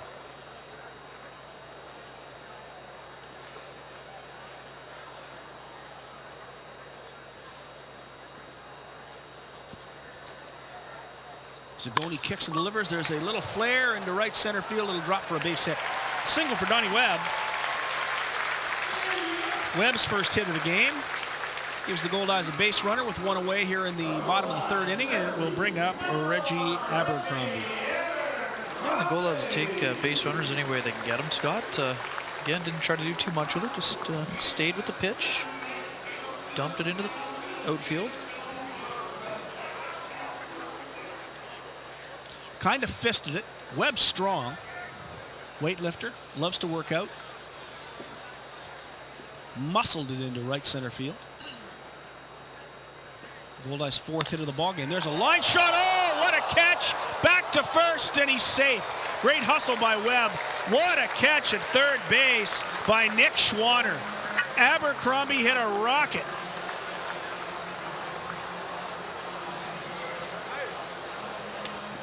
What a catch by Nick Schwanner. Flashes a little smile right there. I guess. As you should after a snag like that. Reggie Abercrombie rips this curveball. Great leaping grab. Almost completes the double play with a good throw, but nice hustle by Donnie Webb. Schwanner robs Abercrombie of an extra base hit right there for the 2nd out of the inning. First pitch to Bond is outside. Ball 1. Brock Bond comes in hitting .320. He struck out looking in the 2nd inning. He wasn't very happy with the call either. 2 away for the Goldeyes. Webb still at first base. There goes Donnie Webb. The throw down to second, and Webb will beat it. Erie's throw wasn't close. A stolen base for Donnie Webb. And that is for Webb, stolen base number 17. Pretty good throw, Scott. Short hop, but Webb got a good jump. Webb now tied for the league lead.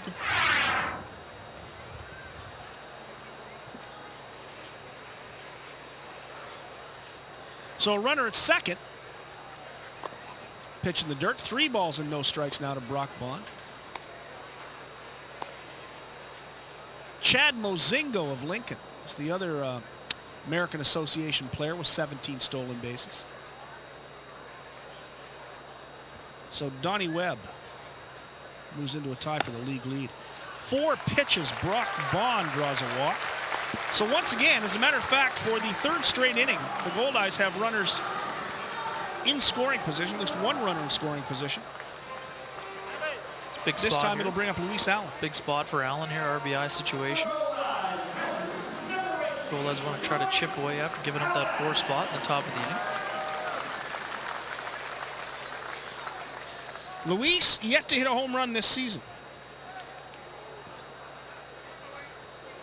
He has 16 runs batted in, and he has Donnie Webb in scoring position.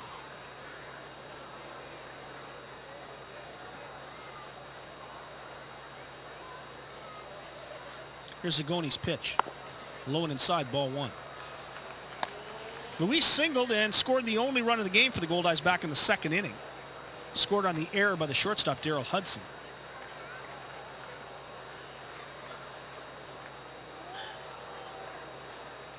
Zagoni delivers. That's down the middle for a strike. Fastball at 85. 4 runs, 5 hits, and an error for the T-Bones. 1 run, 4 hits, and an error for the Goldeyes. And once again, the Goldeyes are threatening with 2 out. Great fastball in the inner half right there. Would have jammed Luis if he had tried to get his bat on it. Swing and a miss. 1 ball and 2 strikes to Allen. Allen fooled on that curveball.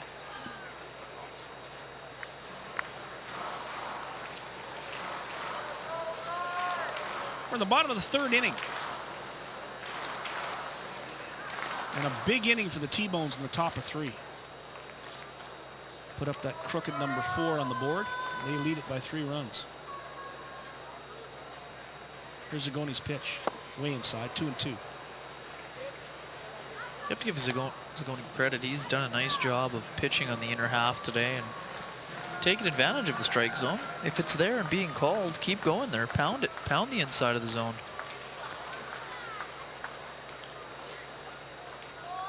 Luis shortens up on the bat with 2 strikes. Protect the play a little bit. Here comes the pitch. And there's a high fly ball that will probably get out of play. It does. Count remains 2-2. Good hustle. Luis is from San Francisco, Venezuela.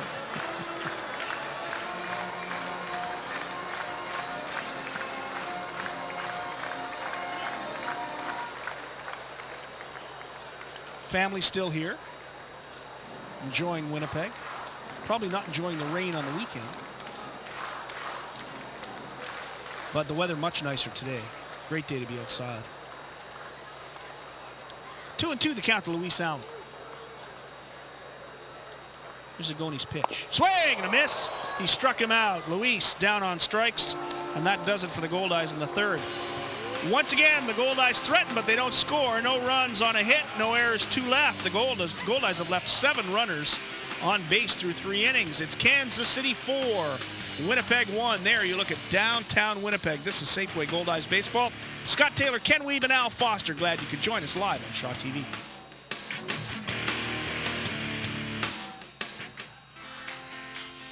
Tonight's game is brought to you by Safeway.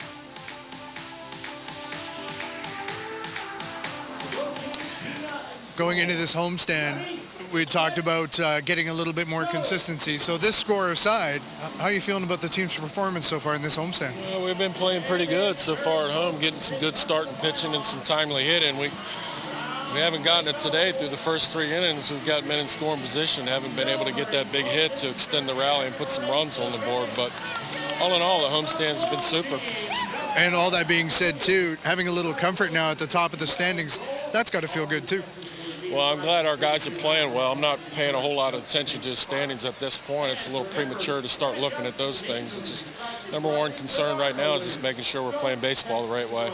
Thanks for this, Rick. All right, thanks. Thank you very much, Al Foster, and thank you, Rick Forney, who's obviously not pleased with tonight's performance, but it's pretty hard to stay angry very long at this ball club because this is a good team that has been playing some solid professional baseball over the last couple of weeks. And those youngsters know it too. Oh, cotton candy. What a better way to spend Ukrainian Christmas in July at the ballpark than all the cotton candy you could possibly eat. They come in bags now. You don't even get the little cardboard holder thing. You just get a bag of it. It's great.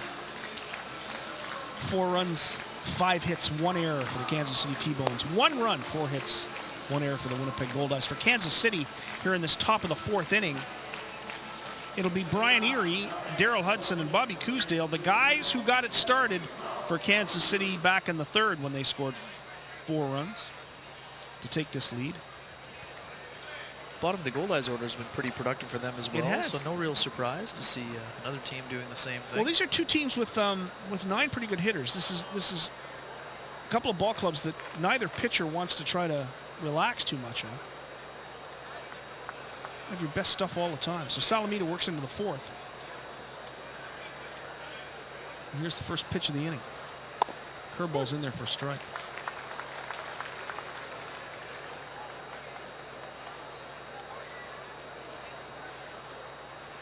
Brian Erie singled in the 3rd, scored the first run of the game for Kansas City. Salamita delivers. That's on the corner. 2 strikes to Brian Erie. Remember, tomorrow night's game starts at 6. Kyle DeVore is 2-1 with a 2.29 ERA. Goes up against Nick Hernandez, 4-0 with a 3.56. 6 o'clock. There's a ground ball to the 3rd baseman, Mazzola. He handles it. He's got a bullet, fires it across the diamond for the first out of the inning. 1 away, that'll bring up Daryl Hudson. Speaking of Hernandez, pitcher of the month after winning 4 of his 5 starts. It's a good job. Nice sinker down there, a curveball down low. Hard hit, but Mazzola fields it easily. Fires it across the diamond to Harper for the first out. So 1 away. Yeah, Nick Hernandez has been tremendous. What a great interview. Great story, too. Left-handed pitcher, does everything else right-handed. quite remarkable. There's a bunt down the first baseline to Arthur. Salamita hustling over, and he beat him. Boy, that was a close one. Yeah. Salamita really hustled to get over there. Did a great job defensively. But that looked like a bunt single. Yeah, Let's have another look. This is great hustle by Salamita. I just don't think it was enough hustle to beat Hudson to the bag. Good flip by Arthur. Salamita is a step behind, and he is safe. Picture showed the tail right there. And there's no reason why manager John Massarelli should not be out there discussing that play with the umpire. Again, look, this is good hustle by Salamita, but he's behind already, and there's the flip. The foot is down. I guess maybe the umpires can a bit thrown off because Salamita's foot touched that part of the bag that was closest to the umpire. May have been a bit of an optical illusion right there, but it looked to us that it was pretty clear that he was safe. Here's the best angle right here. Flip by Arthur. Salamita is a step behind the base runner. He's safe. Well, it was an optical illusion. It was a magic out. It's the second out of the inning. Here's Bobby Cousdale, who's 0 for 1. Now, again, we do have the benefit of replay, and that is a hard play to call in real time. But that's why I like the challenge in Major League Baseball. I do like the challenge as well, but they got to change the system. The umpire can't just go out there at every call and have them watch 3 video replays and then get the thumbs up or thumbs down. That's a joke. Well, it is. Yeah. You need to know in real time if that is a play you want to challenge or not. Again, we're all about getting it right, but you can't just go out there to have it, and the umpire knows it. He said, well, I'm waiting for the replay, and then I'll let you know if I'm going to challenge or not. It's ridiculous. There was a triple play the other night in the Los Angeles Dodgers-Cleveland Indians game where there were 2 challenges on the triple play. Right. The Indians challenged the play at the plate that was called safe, and LA challenged the play at second base that was called out. And it turned out to be a triple play in the end. It was going to be a double play. Right. And it ended up being a triple play. But it was almost a triple replay. 2-1 the count. That makes it 3-1. Salamita misses again. 3 balls and 1 strike to Bobby Cousdale. And again, at the end of the day, you want to get it right. They just got to tighten up the process a little bit. But the umpires are treating it comically. They know that they're in there looking at the replays already. Pitch by Salamita, misses high and inside. And Cousdale, the number 9 hitter, draws a walk. Let's just hope you don't get to the point where you can question the Quest Tech balls and strikes.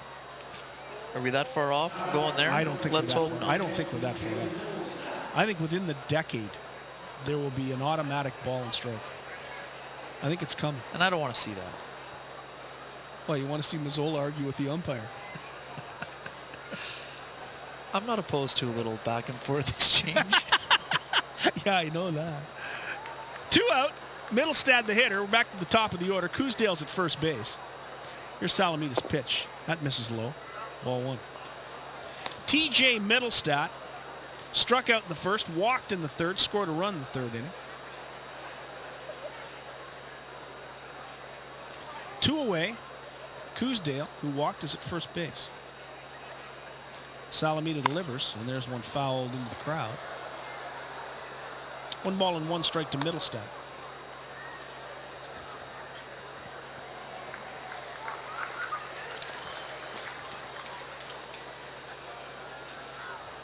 Goldeyes go out on the road on Friday. They'll go back to Fargo. Play the Fargo Moorhead Redhawks. 6.5 games back in Winnipeg at this stage. 1 ball and 1 strike. There goes the runner. He's picked off, but Arthur can't make the play, and they've called a balk on Salamita. So on to second base goes Cousdale. A balk on Salamita, which hurts Cousdale because he might have had that stolen. Oh, he did have it stolen for sure. Even a perfect throw from Arthur, I'm not sure it gets him. We've seen Salamita get away with that before, that move before, where everyone in the park is yelling going and the late throw over to first. Curveball fouled over our heads onto the roof. 1 ball and 2 strikes to TJ Middlestad from Orange, California, resides in Mission Viejo. Played at Mission Viejo, California High School with Kyle Abbott. Played at Long Beach State University with Danny Espinoza.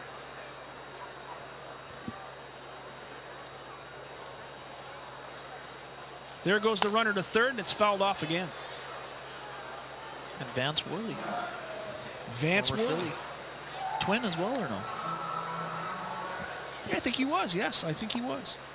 Steve Tinoco played in the majors from 2008 to 2010. And one of my favorite names, Joey Turdoslavich. Played in 2009 and 2010. Say that 5 times fast. Turdoslavich. 44th overall pick of Milwaukee in 2010. 44th round in 2010. 1 ball and 2 strikes to TJ Middlestat. Runner at second, 2 away. Here's the pitch. Swing and a miss. He struck him out. Middlestat down on strikes for the 2nd time in this ball game. 5th strikeout of the game for Salamita. No runs, no hits, no errors. A walk left 1 man on base. We'll go to the bottom of the 4th inning. There you look at Chris Salamita. It's Kansas City 4, Winnipeg 1. This is Safeway Goldeyes Baseball live right here on Shaw TV.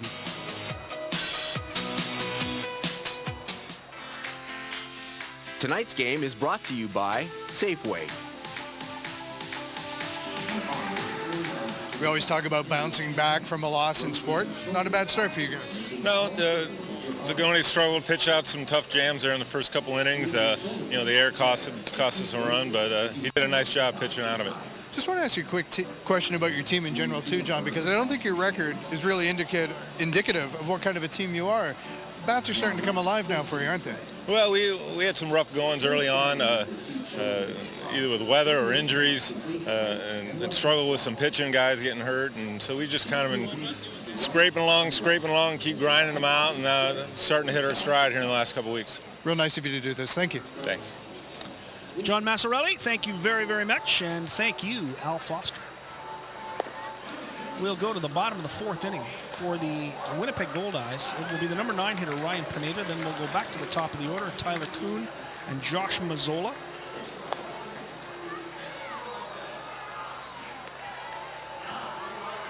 As Straighten Up Manitoba going on out in the field. Everybody straightening up. Maybe I'll stand up and straighten up too. Great crowd tonight for Ukrainian Christmas in July night at the ballpark.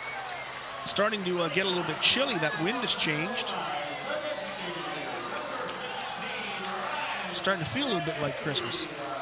Thanks to our great shooters tonight. Great camera shots. Sam Carney up center field. Hi, Sam.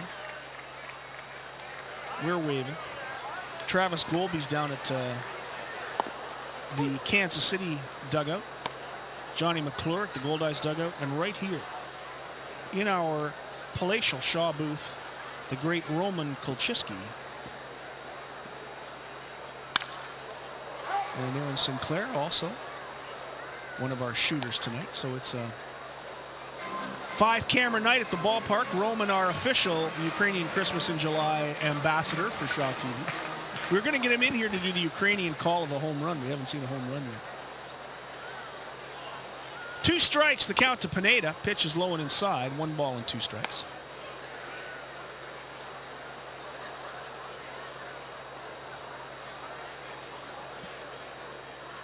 Pineda, 0 for 1. He flied out to left field his first trip. Easy fly ball for Byron Wiley out left. Pineda's been hot lately. Here's Zagone's pitch, and it's a swing and a miss. Pineda strikes out. Zagone gets his 3rd strikeout of the game. And we'll go back to the top of the order and bring up the shortstop, Tyler Kuhn.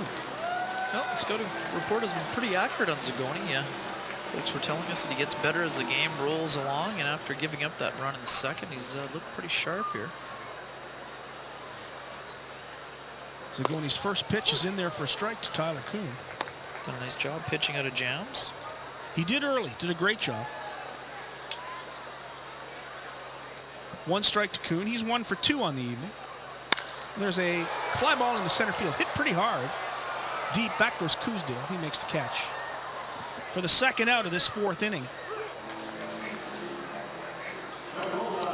And here comes Josh Mazzola. Hard hit ball by Kuhn, but a little bit too much hang time.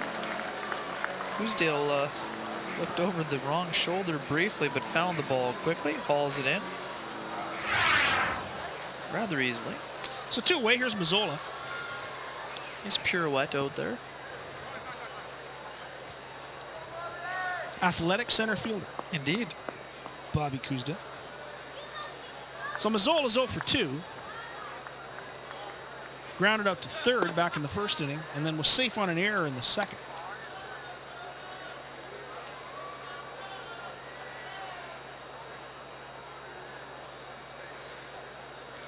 Zagoni delivers. There's a ground ball to the third baseman.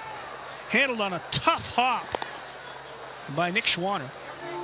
He fires across the diamond to David Espinoza, and that's the third and final out of this fourth inning. So an easy inning for Rick Zagoni. No runs, no hits, no errors, nobody left. His first 1-2-3 inning of the ball game. Kansas City still leads at 4-1. This is Safeway Goldeyes Baseball live on Shaw.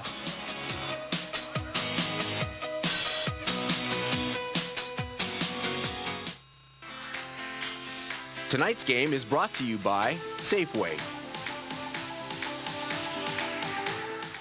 Goldeyes Home Run Gang membership.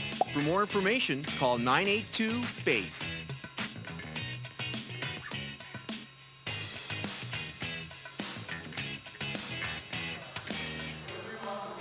Well, I'm very disappointed that you and I and Roman didn't get invited into the pierogi eating contest that Goldie and Goldette and Dan Chase are presenting down on the field. Sour cream included, Scott? I would hope. Yeah. It's the only way to get them down quicker. It's the only way to get them down.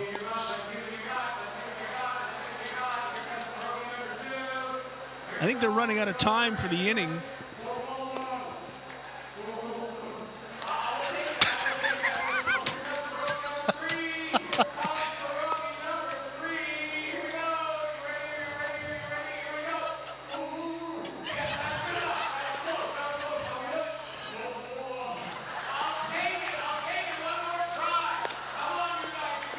Four pierogies.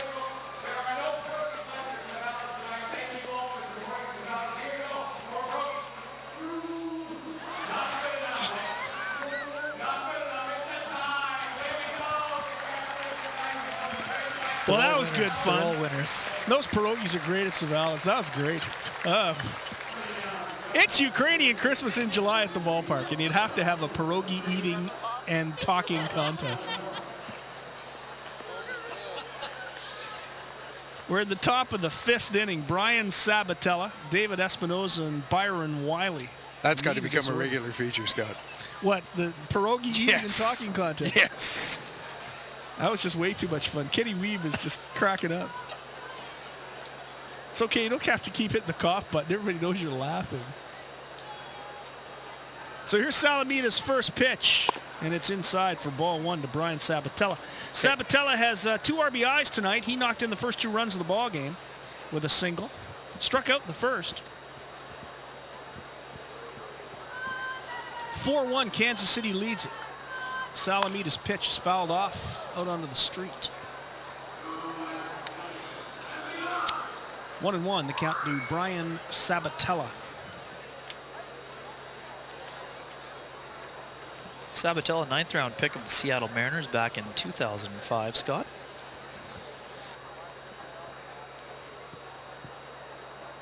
Played last year for the New Jersey Jackals in the Can-Am League.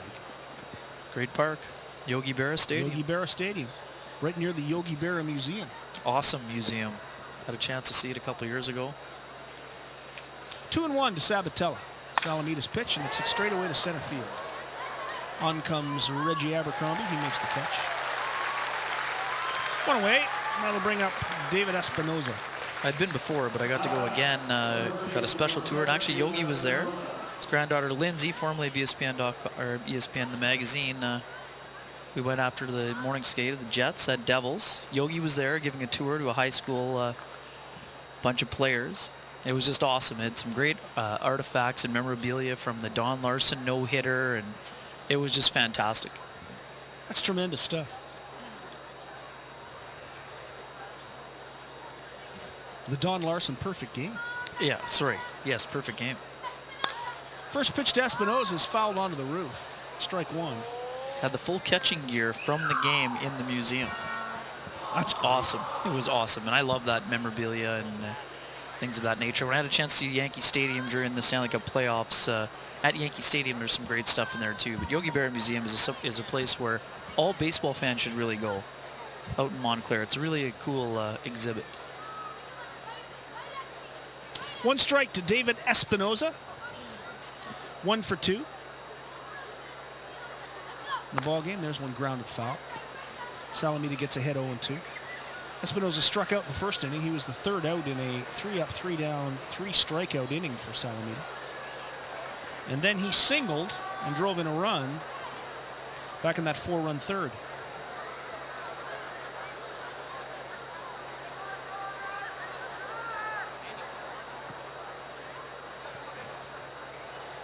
Is it raining? People are putting the umbrellas up. This one popped up. It's going to get out of play. It's on the top of the dugout. Bounces into the crowd. Souvenir for a young fan. Scott and Ken, a quick tweet from one of your loyal viewers, that being Brittany Nichols. She's always wondered, is the pitch speed counter in miles or kilometers per hour at Goldeye games? Miles per hour, and it's because it was purchased in the United States. Yes. And it hasn't been recalibrated. Now when I'm pitching, it's in kilometers per hour. Not quite as impressive. 2 strikes to David Espinoza. Curveball fouled back onto the screen. Count remains the same. 4 runs, 5 hits, and an error for the T-Bones. 1 run, 4 hits, and 1 error for the Goldeyes. We mentioned tomorrow night's the end of this series, this 3-game set, 6 o'clock game time. Then the Goldeyes go to Fargo for a 7 o'clock start Friday, 6 on Saturday. And 1 o'clock on Sunday afternoon. Pitch by Salamita, misses inside. 1 ball and 2 strikes. Then the Goldeyes get Monday off and come back and play Sioux City on the 8th, 9th, 10th, and then Gary on the 11th, 12th, and 13th. A long homestand. Goldeyes play 9 games at home in 10 days. Pitch just misses. 2-2 the count now to Espinoza. Busy sports week. PGA Tour Canada will be here. And I think the Jets Prospects Camp is also going on next week. Right next Wednesday night's game, Tuesday night or Wednesday night's game, the first 1,000 people get tickets to the golf tournament. Oh, there you go. Yeah. 3 balls and 2 strikes to Espinoza. Come both nights, and if you're disappointed on the Tuesday, you can still come and see a ball game on Wednesday. Counts full to Espinoza. Here's the pitch by Salamita. That's on the corner for strike 3. No doubt about that one. It's been called a strike all night long. It's Salamita's 6th strikeout of the ball game. 2nd out of the inning. It'll bring up Byron Wiley. The golfers on PGA Tour Canada always enjoy coming down to the ballpark as well. And they've got a lot of talent. It's an impressive tournament. Well, they can play. No question about it. One of the former winners, Eric Compton, was in contention in the last major. Obviously, Graham Dillette, another former winner. He's having a great run on the PGA Tour. This one fouled right back at us, but it hits the screen. Kenny Weed would have caught that. Would have preferred to have a glove, but I probably would have made an effort out of it. Bare hand. Wasn't coming back very hard. Byron Wiley tonight struck out in the 2nd, singled in the 3rd inning.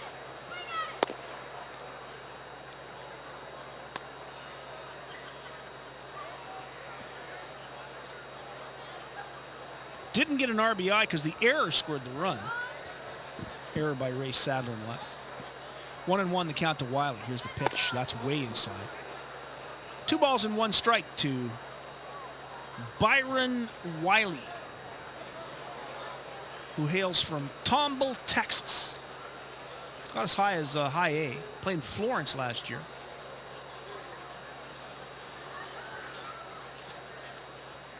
.6'1", 200-pounder. There's a little flare out into center field. Handled easily by Reggie Abercrombie. And that'll do it. 3 up, 3 down. Salamita gets through the 5th inning. No runs, no hits, no errors, nobody left. Reggie Abercrombie, nobody has more fun playing baseball than that guy.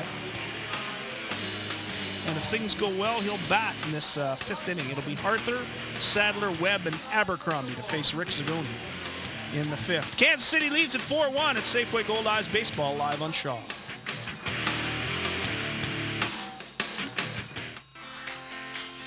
Tonight's game is brought to you by Safeway.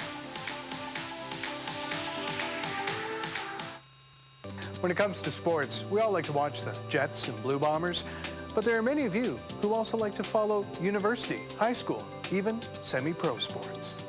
From high school volleyball and basketball championships, Bison athletics, even Goldeyes baseball, we're happy to bring you the best and most comprehensive sports coverage at the community level.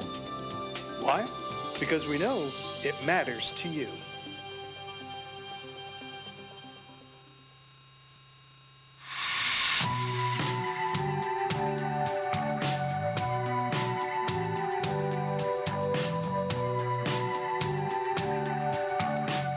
Art. Pure and simple. Welcome back to the ballpark. Fans enjoying the game. Couple of hipsters. Nice hipster hat. Before the game, Al Foster had an opportunity to talk to the red-hot Casey Arthur, who will lead it off here in the fifth. Let's talk about the player. Yeah, thank you. It's a good honor. It's nice to be recognized individually, but as a team we had a good month. We're 5 games in first place, so you can't complain about that stuff. But obviously individual awards are always they're fun to have. Yeah, and you are a team guy, and that comes across in every time we chat with you and with the interviews you do.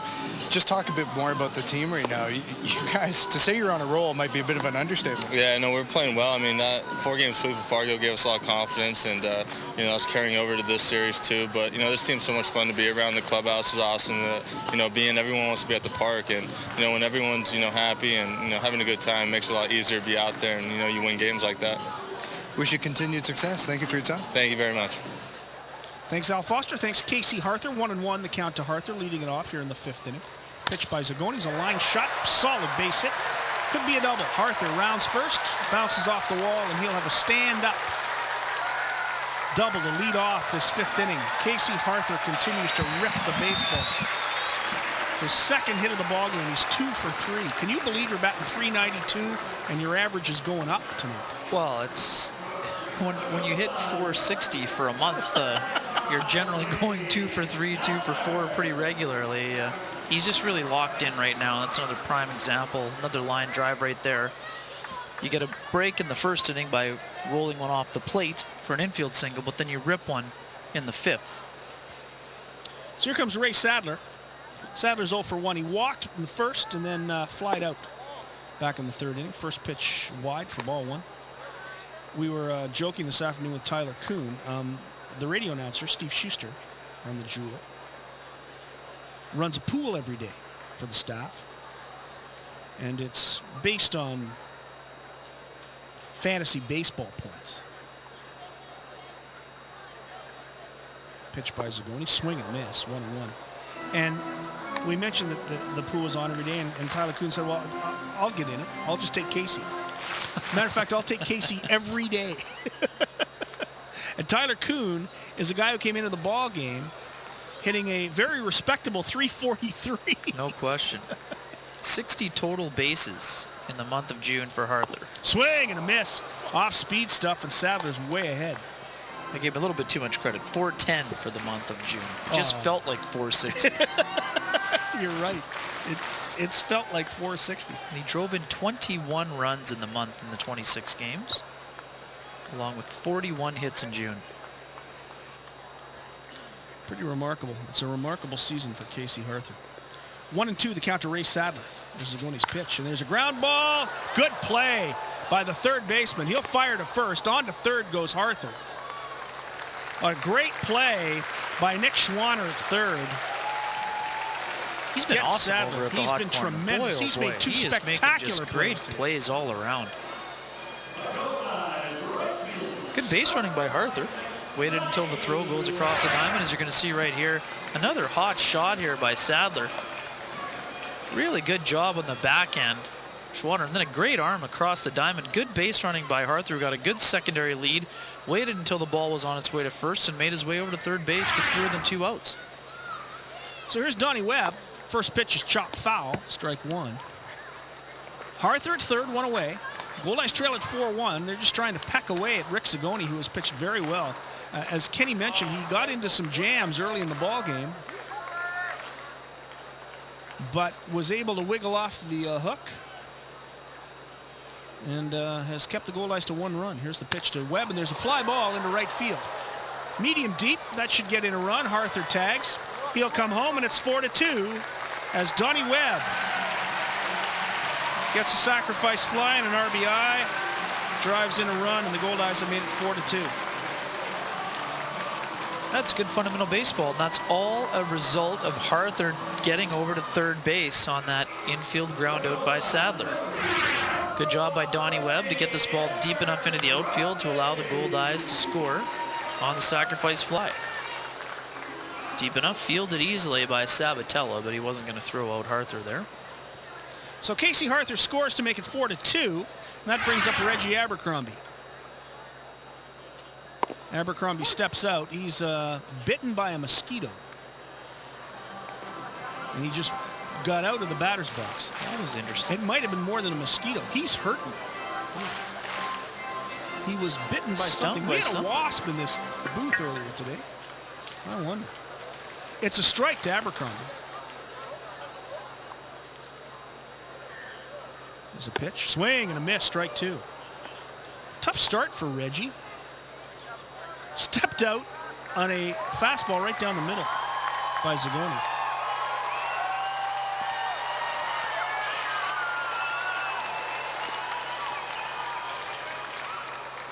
Here's the pitch by Zagoni, fouled off.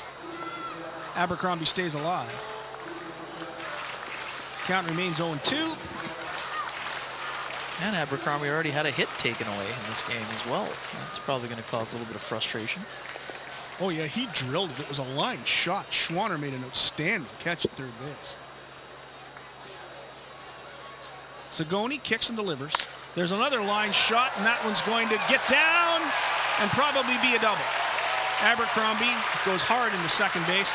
This time, Schwanner can't make the play, and Reggie Abercrombie gets a double. That'll make Reggie happy. He's still scratching that elbow. Still. A good piece of hitting. This time it's flared into left field. Good hustle by Abercrombie allows him to get the double. Standing. Talks about the fact that he's in his 30s now. He's not as fast as he was in his 20s, but he says, I'm still pretty fast. Yeah, I would say he's still pretty fast. He is still pretty fast. He still runs fairly gazelle-like. Yes, and he's got a very smooth stride. So two-away now, runner at second for Brock Bond. First pitch to Bond is outside for ball one. Brock Bond is 0 for 1. He struck out in the second inning, then drew a walk in the third. Came in hitting .320. Reggie with a pretty good lead over at second base. Pitch to Bond is fouled out onto the street. 1-1. Count to the newest Goldeye, Brock Bond, who hails from St. Louis, Missouri. Played last year in San Jose in high A, 240 there. Was released out of extended spring training. 1-1 the count. There's one foul back off the screen. Played with Josh Mazzola in the Giants organization. Also a very close friend of former Goldeye Tyler Graham, who's number 9 he's scored. And that's who convinced him to come to Winnipeg to play. It's funny how baseball works. Yep. Goldeyes get an injury to Jake Blackwood, and Brock Bond looking for a place to play, make a couple calls. Next thing you know, you're in the lineup. 1-2 the count. There's the pitch. Fouled off again. Bond stays alive against Zagoni. Bond giving the Goldeyes 2 switch hitters along with Donnie Webb. Brought some nice balance to the Goldeyes order. Very good defensive second baseman as well. Forney's been very impressed by the professionalism he's displayed. Said you could really tell he's spent a lot of time at AA and AAA as well. 1-2 the count. Zagoni's pitch, and that's low. Counts even, 2-2. drafted by the San Francisco Giants in the 24th round back in 2007. Played at the University of Missouri.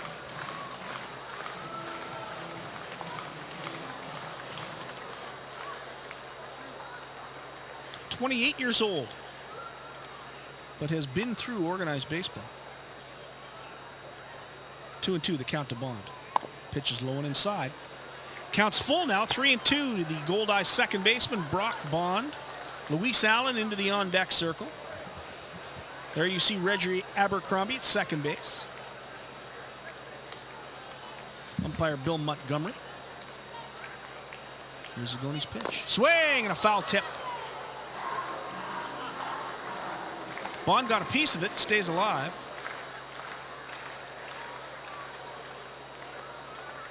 Goldeyes, some action up in their bullpen. Some stretching down in the Kansas City bullpen. It's getting to that time in the ball game. We're in the bottom of the 6th inning. Correct that, bottom of 5. But we're getting toward the 6th inning. Managers start to get a little concerned, especially after Zagone walks Brock Bond for the second time tonight. So that puts runners at first and second for Luis Allen. Luis came up in this situation back in the 3rd inning and struck out. 2 out, runners on first and second. Zagone has gone. Out comes pitching coach Bill Sobey. 7 innings once this year, 6 1/3 on 2 occasions, and 6 innings on 4 others, so he's no stranger to working deep-ish into games. But knowing this American Association, managers start thinking about looking at the bullpen by about the bottom of the 5th. And this T-Bone's team was definitely built on their bullpen and the strength of their bullpen, from what we were told. So we'll see how long the leash is. Well, there's nobody up throwing yet. Tyler Sewitt is ready to throw in the Goldeyes bullpen. He hasn't started. And Josh Drews is just standing out there having a conversation with Gabe Aguilar. So here comes Luis again with runners at first and second and 2 out. Second time he's been in this situation, and now Zagone calls time and asks Brian Erie to come out to the mound. Zagone meets him halfway. You don't see that often after a visit from the pitching coach. No. You usually get the plan. Well, sometimes you'll see it if somebody's already up throwing and they're just trying to get him a couple extra tosses in the bullpen, but there's nobody throwing yet. They were talking with the game plan when the pitching coach was out there, and then the catcher went back out there. It's a rare one. Here's the first pitch to Luis. Swing and a miss, strike 1. Luis Allen 1 for 2. Single back in the 2nd, scored a run, struck out in the 3rd. Looks like it was a good time for discussion based on that changeup right there.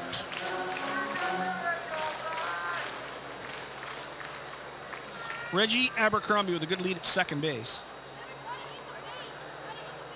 David Espinoza playing behind Brock Bond. Here's the pitch. Low and inside, ball 1. 1-1 to Luis. Ryan Pineda on deck. If Luis can extend this 5th inning. Kansas City leads at 4-2. Goldeyes have 6 hits now after that double by Abercrombie.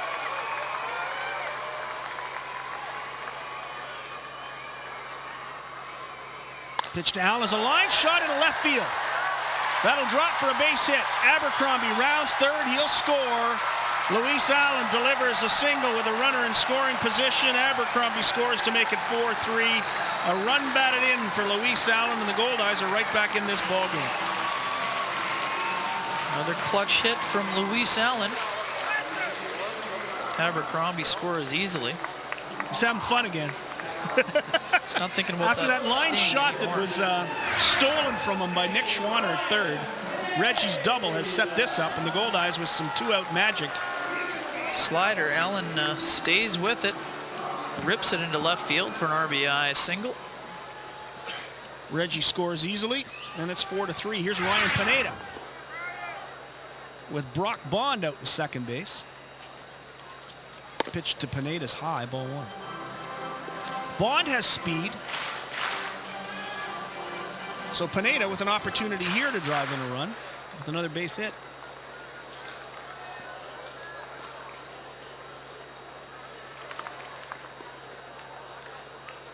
Zagoni delivers. There's a fly ball into right field. Medium deep. Easy play for Brian Sabatella, and that'll do it for the Goldeyes in the 5th inning. But they get a couple back. 2 runs on 3 hits. No errors, 2 men left. We played 5 complete. We got a ball game. There's Chris Salamita. It's Kansas City 4, Winnipeg 3. It's Safeway Goldeyes Baseball, and it's live on Shaw TV.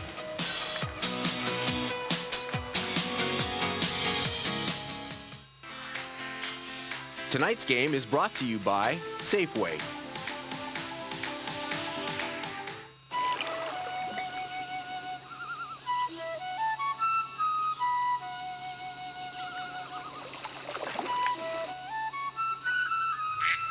Ready for summer? If you have a cottage or cabin, Shaw Direct has your family's entertainment covered. Get Shaw Direct Satellite TV for your home away from home and receive your first month free. 2 free movies plus a free HD PVR rental for 2 years. Got a cottage or cabin? Get Shaw Direct Satellite TV today. And it's that time of the game where we check our Manitoba Hydro save leaders in the American Association. Leading the way, the pride of the Colorado School of Mine Ore Diggers. That's Marshall Schuler out of Lincoln. Close behind him, Matt Navarez and Nate Garcia. Playing tonight, actually, for Kansas City is Chris Regas in with 10. He's from Bourbonnais, Illinois, Scott, which is part of Chicago. It's actually part of most of those communities are part of Chicago. Okay. Chicago's pretty big. Fair enough. And rounding out our saves leaders is Dakota Watts. That is your Manitoba Hydro saves leaders. Chris Kissick has 9 now for the Goldeyes. Oh. Picked up his 9th yesterday. So he's almost on the board. He's almost on the board. Thank you, Al Foster. Manitoba Hydro. I want you to be power smart. They told me that. Okay. Nobody told me to say that. They just told me they want you to be power smart. Chris Salamita works into the 6th inning. He'll face Johnny Kaplan, the designated hitter, then Nick Schwanner and Brian Erie, the catcher.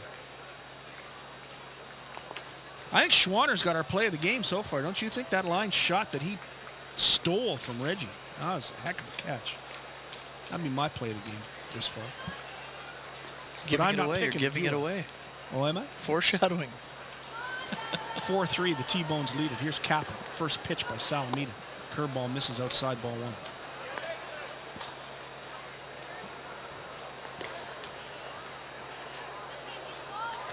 Kenny Weed disagrees.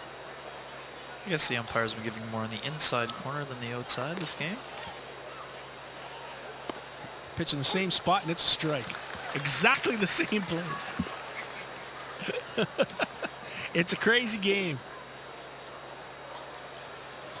Could be Fox track. 1-1, the count to Johnny Kaplan.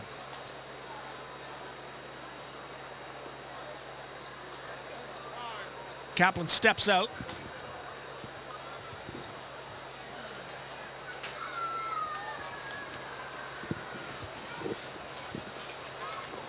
Kaplan 5'9", 185. 24 years old.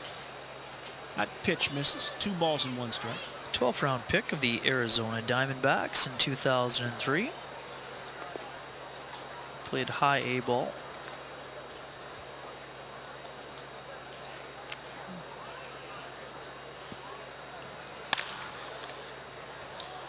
There's a ground ball foul.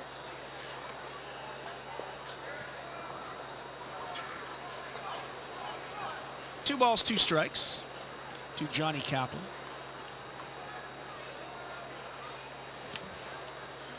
Taylor Suit warming up in the Goldeyes bullpen. Is that Jared Messer down in the Kansas City pen? Jared Messer, indeed. Jared Messer. 2-2 the count. There's a shot foul. Johnny Kaplan also played for Max Scherzer, but in high school. You're kidding me. Some interesting... One in college and one in high school. Some interesting player procurement here. I wonder if Max provided a scouting report for either one of those players. Fairly unlikely, but I guess you never know. You never know. 2-2 the count to Johnny Kaplan. Parkway Central High School. Cy Young Award winner, Max Scherzer. There's a line drive right back to Salamita. The bat's broken and Kaplan's out. That bat will not be used again. That's another one of those white bats.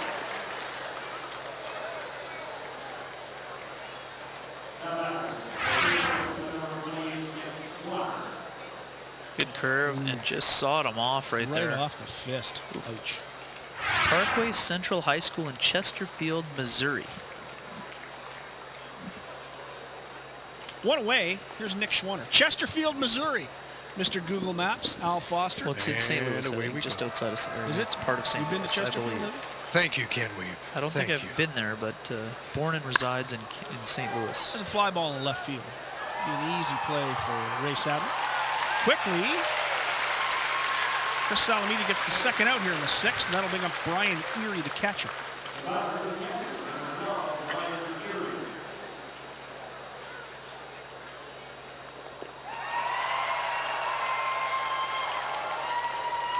St. Louis is a great town.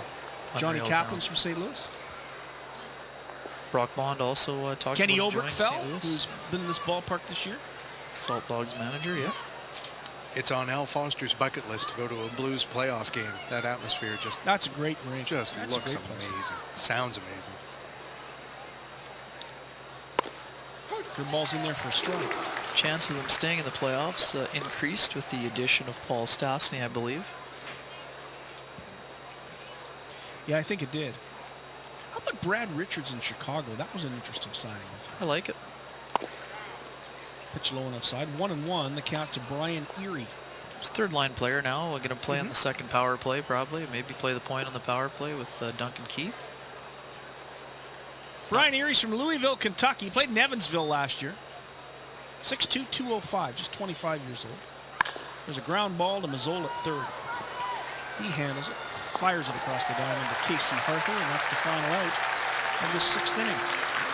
The second straight 3-up, 3-down inning for Salamita. Salamita has retired 9 of the last 10 batters he's faced and given up no hits since that third inning. But Kansas City still leads at 4-3. This is Safeway Goldeyes baseball. Scott Taylor, Al Foster, Ken Weeb, and the rest of the crew here at Shaw TV.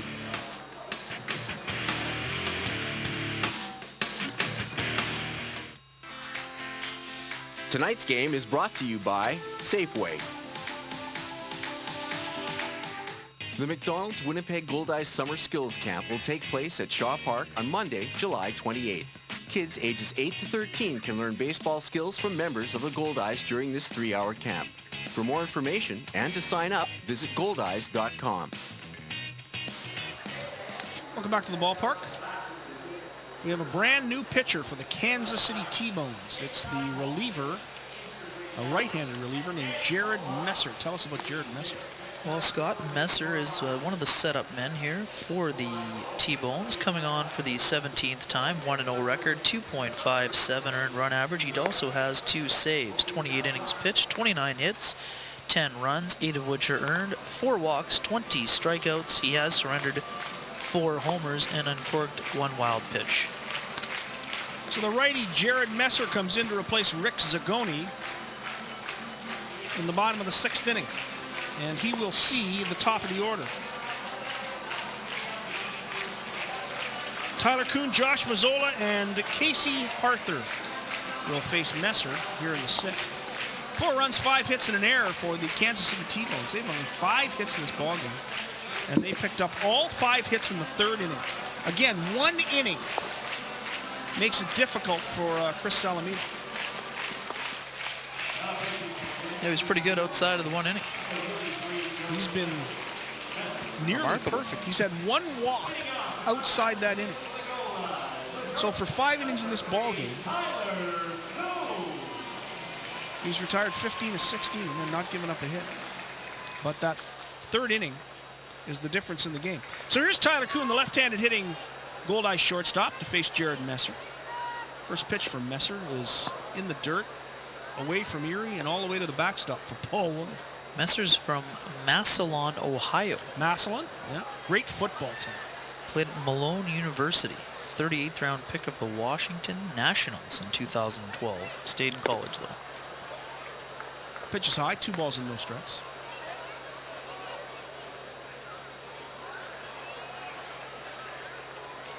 football country, Massillon, Ohio. Pitch right down the middle. 2 balls and 1 strike to Tyler Kuhn. 82-mile-an-hour fastball from Messer.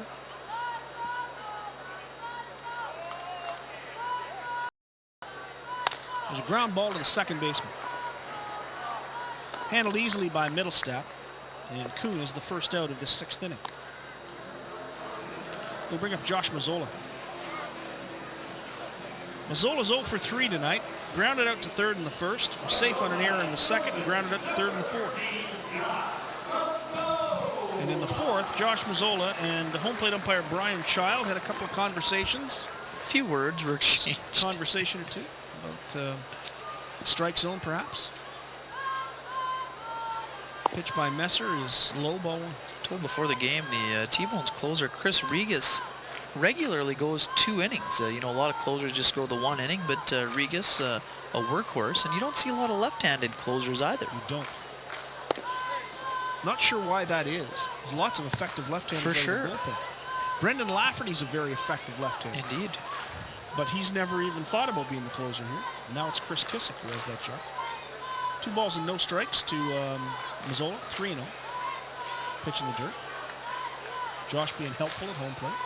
Former Goldeye Brandon Kinsler got into that game today. Blue Jays and Brewers in relief. Brandon Kinsler's gone a long way since he worked in the ticket booth here. What a great story. It's a great story. 3-0 the count. Pitch is right down the middle, 3-1. Mazzola taking all the way. Pretty effective starter in the Northern League and got himself a chance after he went back to the St. Paul Saints and worked his way up through the minors, and he's been an effective player. Pitch inside, Mazzola draws a walk. He's on base for the 2nd time tonight. And here comes smoking hot Casey Harther.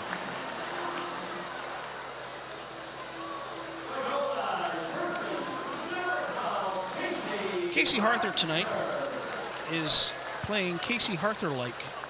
Infield single in the first, flied out to right in the second, and doubled in the 5th. Scored the Goldeyes' 2nd run of the ballgame. First pitch is in there for strike 1.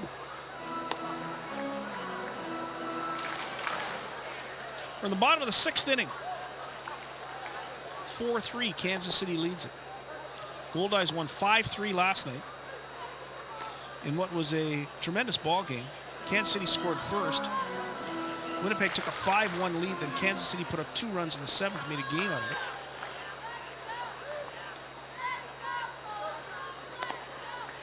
And Mazzola starting to lean a little bit towards second base. He's a smart base runner. And he has speed too. 12 steals already this year. Pitch to Harther, swing and a miss. High fastball fooled Harther. And Messer gets ahead 0-2.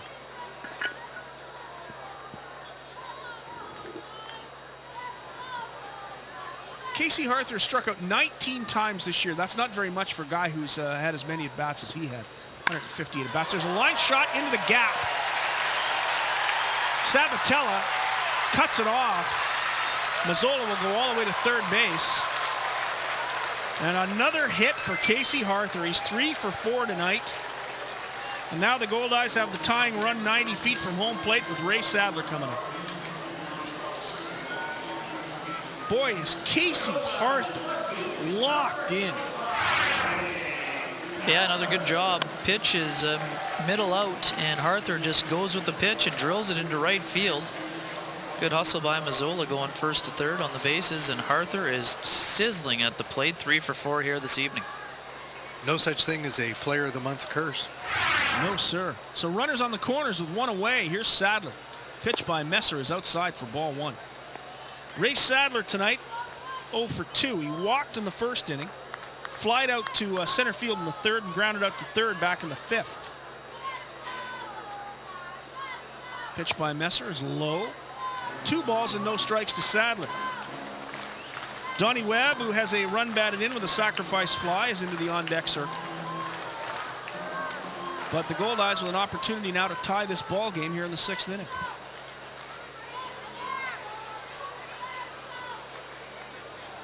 Messer's pitch is a high fly ball. Middle deep in right field. Sabatella makes the catch, and here comes Mazzola. Play at the plate. Mazzola safe, and we have a tie ball game. A sacrifice fly for Ray Sadler. And a run batted in, and the Goldeyes have tied the game at 4. Let's have another look at it. Again, Sadler does his job. Ball goes deep enough to the outfield in order to score him. Not super deep, but good job by Mazzola. Times it perfectly. Pretty decent throw by Sabatella, but a nice slide by Mazzola to get in there before the throw. And the Goldeyes have tied it up with another textbook inning. Base hit, first to third. Walk by Mazzola, first to third after the hit by Arthur, and Sadler drives him home. So here's Donnie Webb. He'll be turning around batting left-handed now against Jared Messer, the right-hander. The switch hitting Webb is 1 for 1 tonight officially. He walked, singled, and a sacrifice fly. There's one hit the other way and handled easily by the third baseman Schwanner. He fires over the middle stat at second, and that gets Arthur and ends the inning. But the Goldeyes tie it. They get a run on 1 hit. No errors, 1 man left on base. We'll go to the 7th inning. It's a brand new ball game. It's Kansas City 4, Winnipeg 4. This is Safeway Goldeyes Baseball, live on Shaw TV.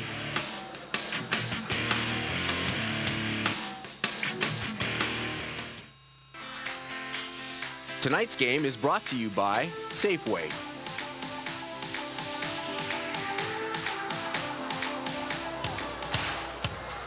Welcome back to Shaw Park. Time now for the 7th inning stretch. No, it's not the 7th inning stretch yet. We're only at the top of the 7th.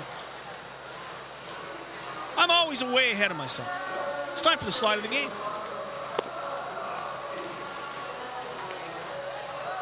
Now we got a brand new pitcher. Let's go to the brand new pitcher first. The side armor. Taylor Suet. It's a ball club with a couple of these guys. Of course, they have Kyle Bellamy, who's kind of a side armor. Tell us about Taylor Suet. Suet's been a pretty effective member of this bullpen as well, Scott. 19th appearance of the year, no record, but 2.70 earned run average, 16 and 2/3 innings, 15 hits, 7 runs, 5 of which are earned, 5 walks, 15 strikeouts. Has given up just the 1 home run. No wild pitches. Opponents hitting .246 against him. So Taylor Suet, who has that great sidearm motion. We had a good conversation earlier in the year about the fact that when he gets that slider going, he gets enough confidence that he feels he's unhittable. That's a scary slider. It starts out about your behind you, maybe in your left hip pocket, and ends up on the outside corner of the plate. Tough pitch to hit. So Taylor Suet, who hails from Highland Mills, New York, still officially a rookie in this league. Just 24 years old, 6'2", 195. Of course, he played a little bit in Gary last year. He was 4-1 in Gary. Released, Winnipeg picked him up. Didn't pitch much in Winnipeg, but was good enough to get an invitation back. And Rick Forney liked what he saw in the preseason. Taylor Suet won himself a job in this club. He'll face Daryl Hudson, the number 8 hitter in the lineup, then Bobby Cousdale, and then T.J. Middlestat.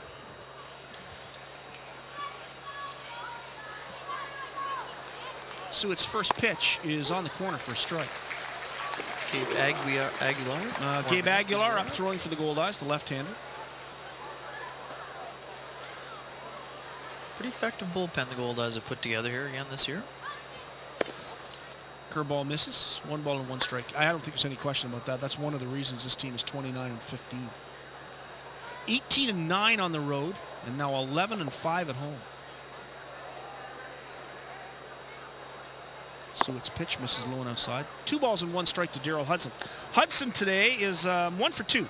He singled back in the 3rd, scored a run, and grounded out to the first baseman, Arthur, on a tough play at first base.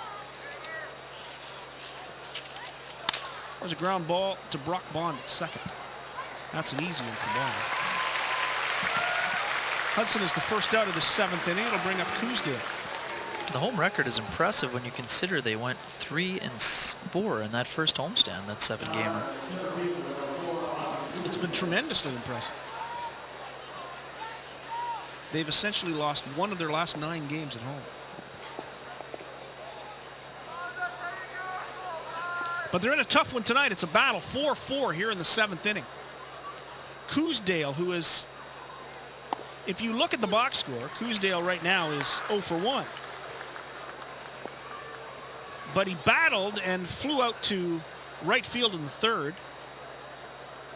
Saw a lot of pitches from Chris Salamina in the 3rd inning.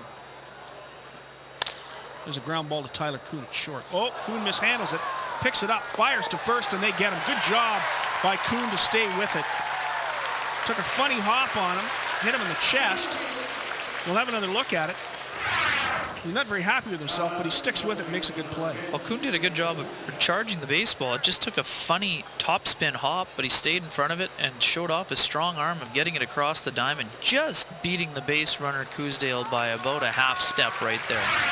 So Taylor Suet does the job. He faces 2 batters, gets 2 ground balls. Good job by Taylor Suet. And here comes Gabe Aguilar to face the left-handed hitting TJ Middlestat. And now that bullpen will get a workout. We'll probably see Brendan Lafferty before it's over, Chris Kissick, Kyle Bellamy. It will be a bullpen effort. Had to share something, Scott, from the start of the game, or before the game started, hearing the Ukrainian music right now. And outside the stadium, the band was going. Folks were polkaing. It was fantastic. It's been a really popular night. No Good crowd. kidding. And what was so funny, a number of the Goldeye players who maybe have not heard Ukrainian music before were just tapping their toes along as they were signing autographs. Absolutely loving it.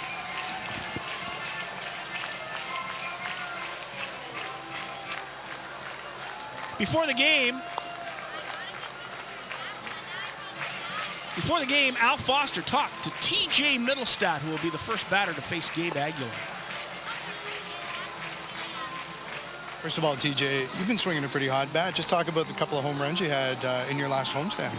Yeah, I've been seeing it pretty good, and I got a pitch up in the zone to take one out to left, and it helps with the wind in our park, pushing it that way. And then the one late in the game, I just got a really good pitch to hit. I wasn't trying to do too much, and got it up and out to tie the game. I get the feeling you've got a hard-hitting team here and a good bunch of guys. Obviously, you just want to get a little more consistent. Yeah, our pitching staff has definitely hit their stride. They're throwing the ball really well the last couple of weeks, and we're starting to swing it. So that's how we started putting them together. We got that sweep, and now we're trying to bounce back after last night and keep it going. Thanks for your time. No problem. That was TJ Middlestat with Al Foster, and the brand new pitcher for the Goldeyes is Gabe Aguilar. Tell us about Gabe. Well, Gabe Aguilar having a nice season, Scott. 18th appearance. He did make one spot start. Otherwise, it's all been in relief. 4-1 record, 2.18 earned run average, 20 and 2/3 innings, 13 hits, 5 earned runs, 15 strikeouts, and just 3 walks. Opponents hitting a paltry 181 against him. So Aguilar facing Middlestat. Counts even at 1-1.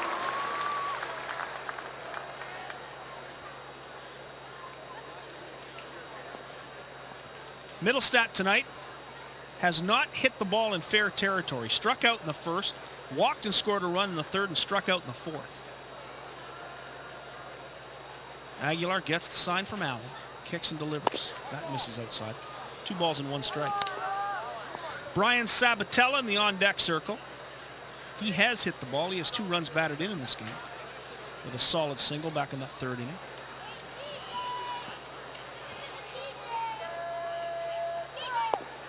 Pitch misses low. 3-1, the count to Middlestat. This is what Rick Forney wanted. You see a walk out of Aguilar's first batter. Pitch misses, and he does. Aguilar comes in and walks Middlestat. And that'll bring up the right-handed hitting Sabatella. Just the 4th walk of the year for Aguilar. Wow, that's something I don't think Rick Forney expected. He has told his right fielder, Donnie Webb, to play deep on Sabatella.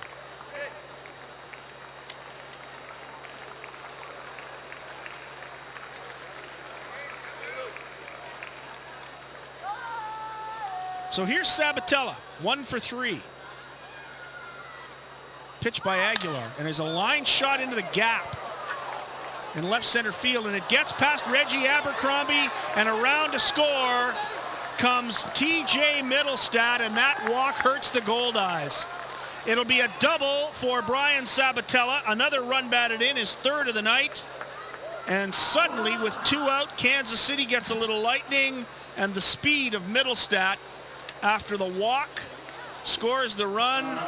And how disappointing is that for Rick Forney? Well, no question. Sua did his job, and Aguilar came on and issued the walk. And then that's also what you're going to see right here. Reggie Abercrombie has been excellent in center field, but this is a misplay right here. The error as he lets the ball get past him. Hustles over to try to get it. I guess that'll be reviewed, I would think.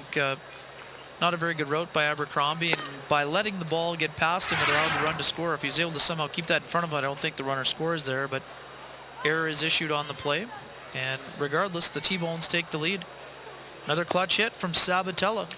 3 RBIs in the ball game. It'll be an intentional walk now to David Espinoza. The left-handed hitting Aguilar doesn't want any part of the power hitting Espinoza. So Espinoza will draw the walk. That'll bring up the left-handed hitting Byron Wiley. More action in the Goldeyes bullpen. Is that Keohi Downing? I believe it is. So a walk to Espinoza puts runners at first and second now with 2 out, and brings up Byron Wiley. In real time, I thought that would have been an error perhaps on Abercrombie, but just looked like he couldn't get there based on where the ball was. I don't know if... Well, I think they gave him an error. I know they did, but he never touched the ball. He never touched the ball. It was maybe I thought it was a worse route than it was on the replay, but he just couldn't get over there in time, and the ball got past him.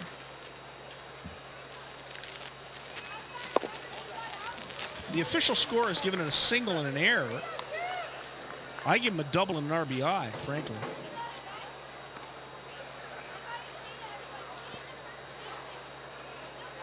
Might look at it again as Luis Allen comes out for a chat with Gabe Aguilar. Yeah, let's have another look right here. It's a hard hit ball. Initially, I thought Abercrombie might be able to get over there, but it scooted by him. I think it's pretty tough to call that an error. That should be a double in Should be my a double. estimation. Should be a double and a run batted in for Brian Sabatella. Regardless, Aguilar battling with his command. He walked Middlestat. Sabatella doubles. I'm going to leave it as a double. It's officially a single in the air. Espinoza gets the intentional walk, and he's down 1-0 to Byron Wiley.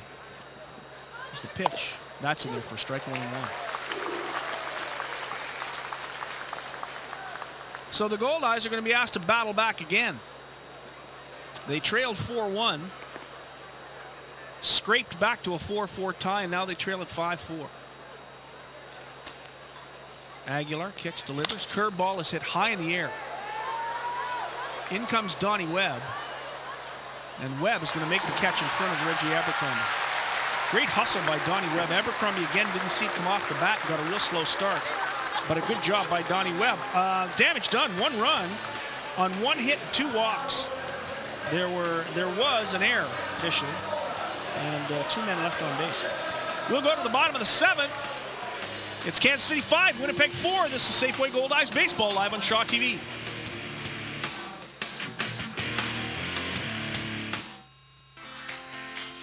Tonight's game is brought to you by Safeway.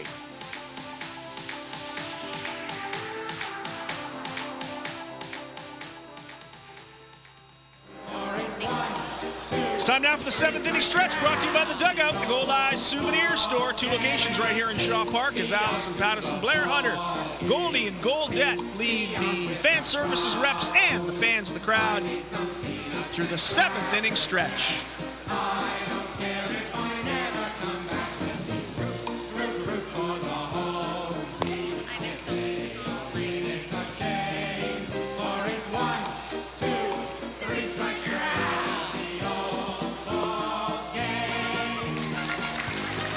Tremendous crowd here at the ballpark tonight. Thanks very much to Goldie and Goldette, and Allison and Blair, and everybody else in the Goldeyes Fan Services Department. The 7th inning stretch brought to you by the Dugout Souvenir Store. There are 2 locations right here in Shaw Park. And we'll go to the bottom of the 7th inning. It'll be Reggie Abercrombie, Brock Bond, and Luis Allen to face Jared Messer. As the Goldeyes have to battle back again. They trail at 5-4. 5 runs, 6 hits, and an error for the T-Bones. 4 runs, 8 hits, and 2 errors for the Goldeyes.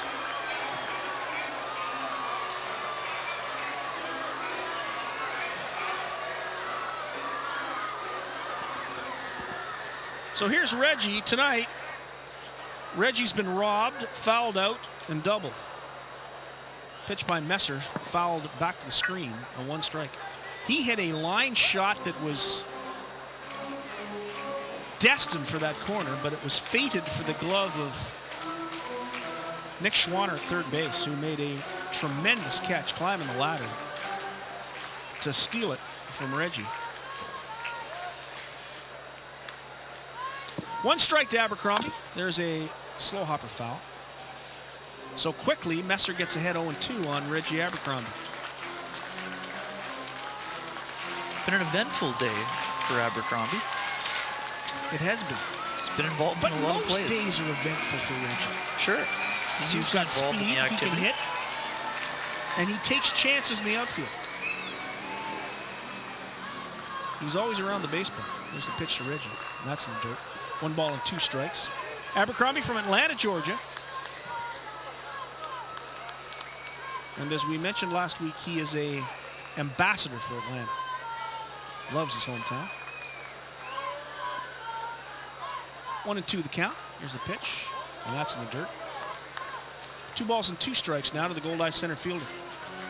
Nice job by Abercrombie of holding up. He wanted to swing.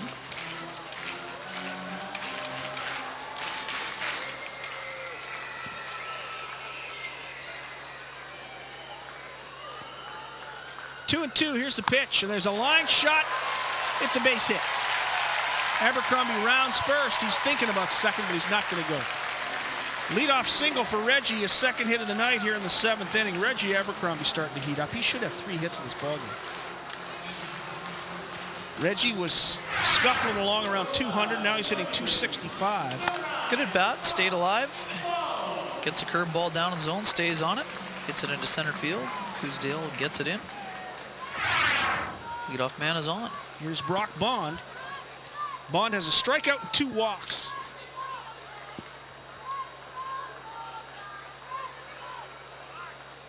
Squares to bunt and does a great job, and he'll beat it out. It's a base hit. That was a beautiful bunt. Off the mound quickly came Messer. And he thought it was going to go down the third baseline, and Bond just turned the bat and laid it past him. Really heads-up play by Bond right here. He showed it like he was going to push it and did just an excellent job with the bunt. Gets Abercrombie to second, Bond over to first, nobody out, and now the Goldeyes could be in business here as they try to tie this ball game. The key to this one, Luis Allen can't hit a ground ball. This has got to be in the air.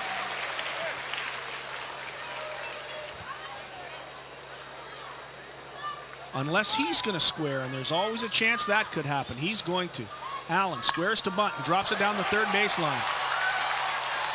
Perfect sacrifice for Luis Allen. It'll go 5-4 on the putout. Third base to second base. And the sac bunt by Luis puts runners at second and third now with 1 away. Schwanner's been real good at third. This is a great bunt by Allen, doing a nice job on the sacrifice. Fielded fairly easily, but he almost pulls TJ Middlestad off the bag right there. Nice job of staying on the bag. First out is recorded. Pineda will come up with 2 runners in scoring position here. So Ryan Pineda, who is 0 for 3 tonight, came in hitting .319. He flied out to left, struck out, and flied out to right. That fly out to right would be just fine right now to tie the ball game. So a big spot for Ryan Pineda. Don't think the squeeze would be in play here. I think Pineda will be swinging away. The pitch is popped up on the infield. Handled easily by Schwanner at third base, and that's exactly what the Goldeyes didn't want. A pop-up on the infield. And here comes Tyler Kuhn. T-Bones took a bit of a chance in my estimation. They played the infield back. All Pineda needs to do is hit a ground ball up the middle and the run scores. The tying run scores. Again, easier said than done, but certainly prefer a ground ball in that situation to a fly ball in the infield. I don't think a squeeze is a bad call there with Reggie's speed at third base. I don't think Pineda's much of a bunter. Yeah, we don't know how he bunts. Boy, we learned that Luis Allen knows how to do it, and Brock Bond, that was a tremendous bunt. He had Messer convinced that he was going to push it down third base. Just turned the bat on it. So runners at second, third, and 2 out. And here's Tyler Kuhn. Pitch by Messer. It's in the dirt. Ball 1. And you got to tip your hat to Messer. Makes a good pitch when he's in trouble to get that pop-up on the infield. It does.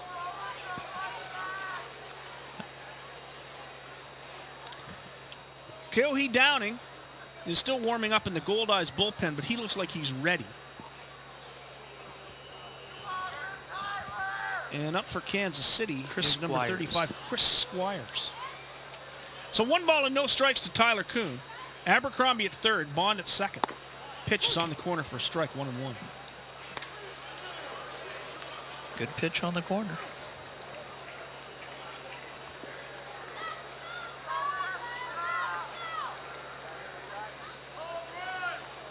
Messer working quickly, delivers. There's a line shot, base hit. That'll score 2, and the Goldeyes will take the lead. Tyler Kuhn with a solid single to right, 2 runs batted in. Goldeyes lead at 6-5. That is clutch hitting, Ken Wiebe. A solid single to right field with 2 away here in the 7th inning. And no surprise, Kuhn has been excellent for the Goldeyes this year at the top of the order.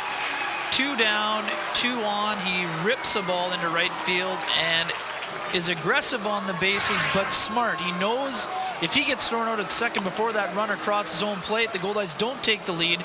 Real good job by the right fielder, Sabatella, to get this ball in. Bond scores easily, and the Goldeyes are on top. The Goldeyes have battled all the way back. They had a 1-0 lead in the 2nd inning and then trailed at 4-1. They cut it to 4-3, tied at 4-4, fell behind 5-4 here in the 7th, but Tyler Kuhn gets it done. That's it for Jared Messer. The brand new pitcher is Chris Squires. He's a right-hander. Tell us about Chris Squires. Chris Squires has been busy, tied for the team lead with 20, now taking the team lead, 21 appearances this year, Scott. 2-2 record, 4.88 earned run average. He does have 1 save as well. 24 innings pitched, 25 hits, 15 runs, 13 of which are earned. He has 10 walks, 1 of which was intentional. 17 strikeouts, given up 2 homers, opponents hitting .266 against the right-hander. So Chris Squires from Fort Wayne, Indiana, 6'2", 195, played in Traverse City last year. Got as high as AA in his career. Will come on to face the number 2 hitter, Josh Mazzola, with 2 away here in this 7th inning. A single by Abercrombie, a bunt single by Brock Bond, then a sacrifice bunt by Allen. Pineda popped out, and then Tyler Kuhn drives home Abercrombie and Bond with the 5th and 6th runs for the Goldeyes here in this 7th inning as Winnipeg takes the lead. Another double-figure hits night. Over this last week, we can go back to the games on Monday night. The Goldeyes had 9 hits in their 5-3 win last night, 13 hits in that 15-1 win in Game 2 on Monday night, and 9 hits in the 8-3 win in Game 1 on Monday night. Goldeyes Lumber Company. 43 hits in 4 games this week. Rick Forney mentioned it during the 3rd inning interview. Hadn't had a lot of clutch hits today to keep innings and rallies going, but as the game has worn on, they've been able to do so. So here's Mazzola with Kuhn at first.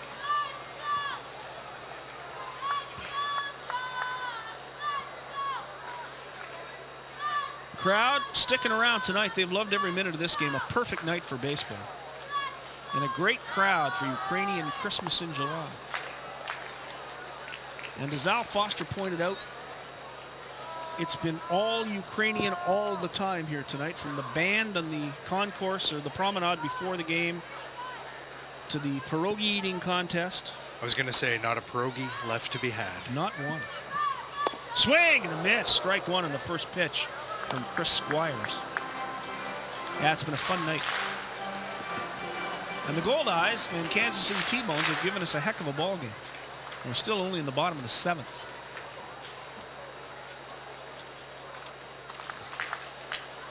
Squires checks the runner. Tyler Kuhn can't steal bases. Swing and a miss. Strike two.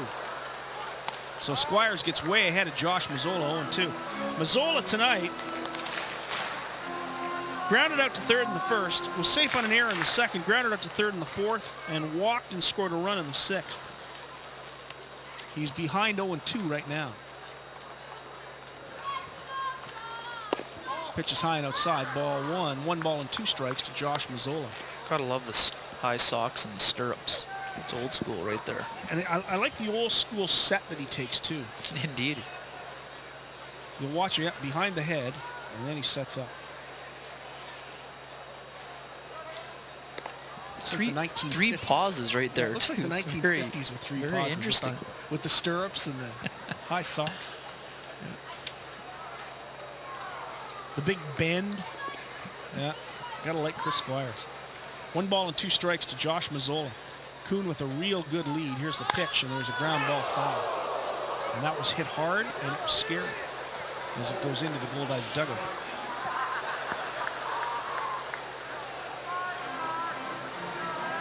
Winnipeg has come back to take the lead here in the 7th. 6 runs, 11 hits, 2 errors. 5 runs, 6 hits, and 1 error for the T-Bones.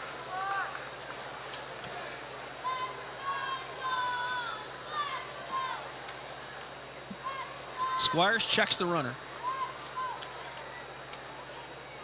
There's the pitch. There's a ground ball, and it's fair. It's a fair ball down the third baseline. Kuhn is going to score. He comes around third. Here's the throw. There will not be a play at the plate.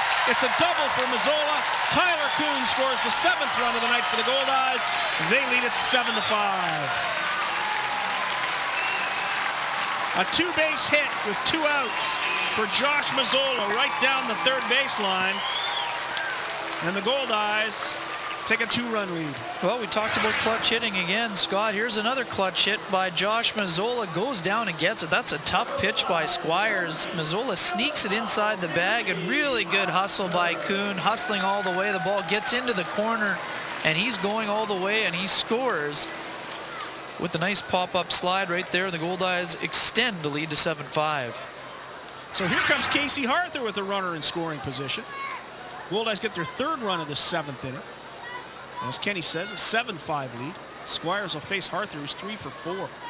And there's a ground ball to the shortstop. Hit hard, but right at Darrell Hudson.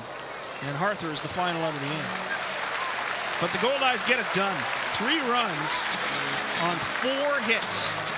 There were no errors and 1 man left. Winnipeg has come back to take a 7-5 advantage. It's Winnipeg 7, Kansas City 5. This is Safeway Goldeyes Baseball live on Shaw TV.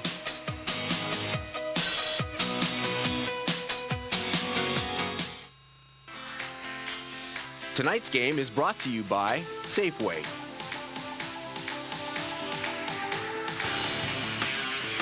And here at Shaw Park, it's 7-5 for the Goldeyes after 7 innings of play. Checking the rest of the American Association out-of-town scoreboard. Sioux City just getting by Grand Prairie by a score of 6-5 in the top of the 8th inning.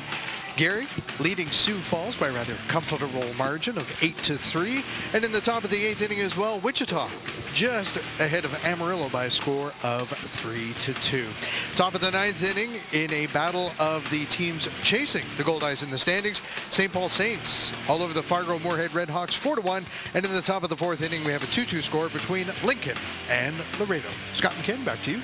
Thank you very much, Al Foster. We have more Ukrainian culture on the field. A group of Ukrainian dancers are entertaining the Goldeyes dugout.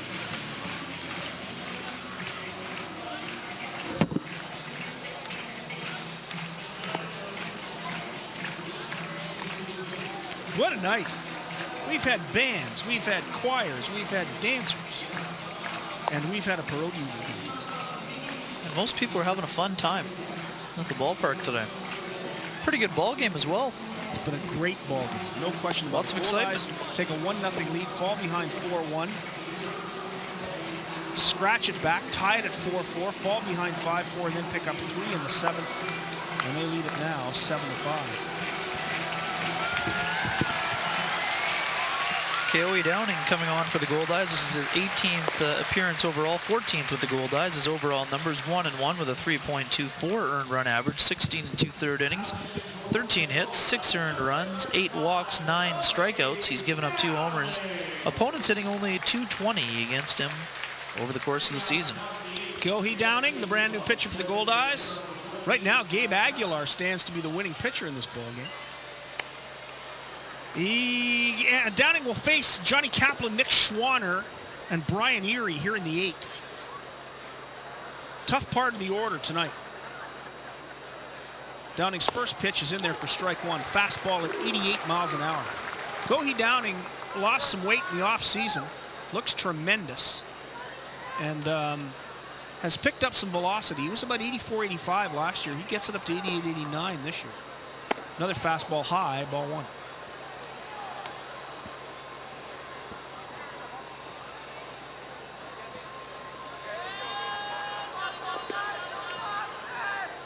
So Downing gets the sign from Allen, kicks and delivers. There's a ground ball up the middle for a base hit. Solid single to center for Johnny Kaplan. And these Kansas City T-Bones ain't done yet. Feisty bunch, scrappy if you will. We'll have another peek at this one. Downing's fastball hit right back at him. Looks like the ball caught a little too much of the plate and it's drilled up the middle. Leadoff single. Great crowd tonight here at the ballpark. The official attendance, 6,523. Real nice crowd tonight for Ukrainian Christmas in July. So here comes Nick Schwanner, the third baseman. First pitch is fouled off for strike 1. Schwanner tonight grounded out to second in the 2nd. Grounded out into a 1-2-3. Double play in the 3rd. A ground ball back to the pitcher who came home and then went to first base. That ended that big inning for Kansas City. And then he flied out to left. I think that stung our home plate umpire there, Scotty. I think it got those hurt. I think it got his hand. 1 strike to Schwanner. Time is called. And like Reggie Abercrombie, some insect wanted a piece of Nick Schwanner.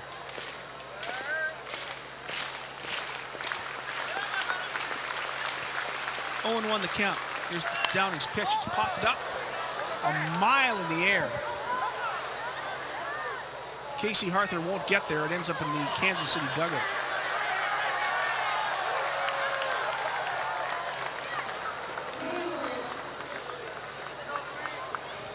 So 2 strikes as Downing gets ahead of Schwanner on 2 foul balls.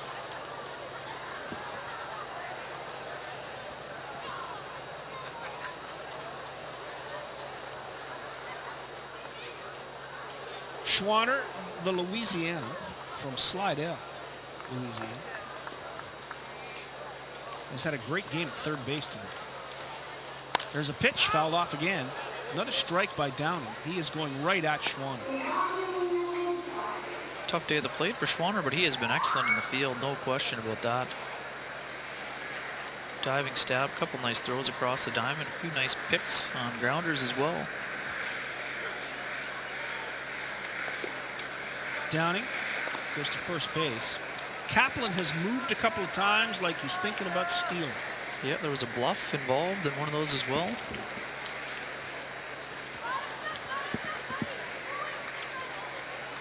Goldeyes a double play depth.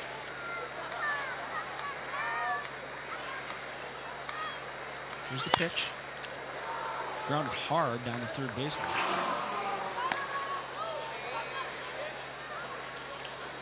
Captain Schwanner remains 0-2. Goldeyes lead at 7-5. We are in the top of the 8th inning, and Kansas City has a runner at first with nobody out. Kaplan 2 steals on the year, Scott. This is his 11th game played, so he does have some speed. Downing kicks, delivers. There's a line shot the other way again, heads up. Gets into the crowd. And Downing continues to go after Schwanner. He is throwing nothing but strikes. The fans have a souvenir someplace. Did he get a glove on it, though, Oh, most importantly? They found it. Oh, and the kids are fired up. Youngster gets a baseball. Big night at the ballpark. Gotta love that. Gotta love it. 0-2 to Schwanner. Real good lead for Kaplan at first. He's being held by Casey Harther. And Downing is going to go to first base.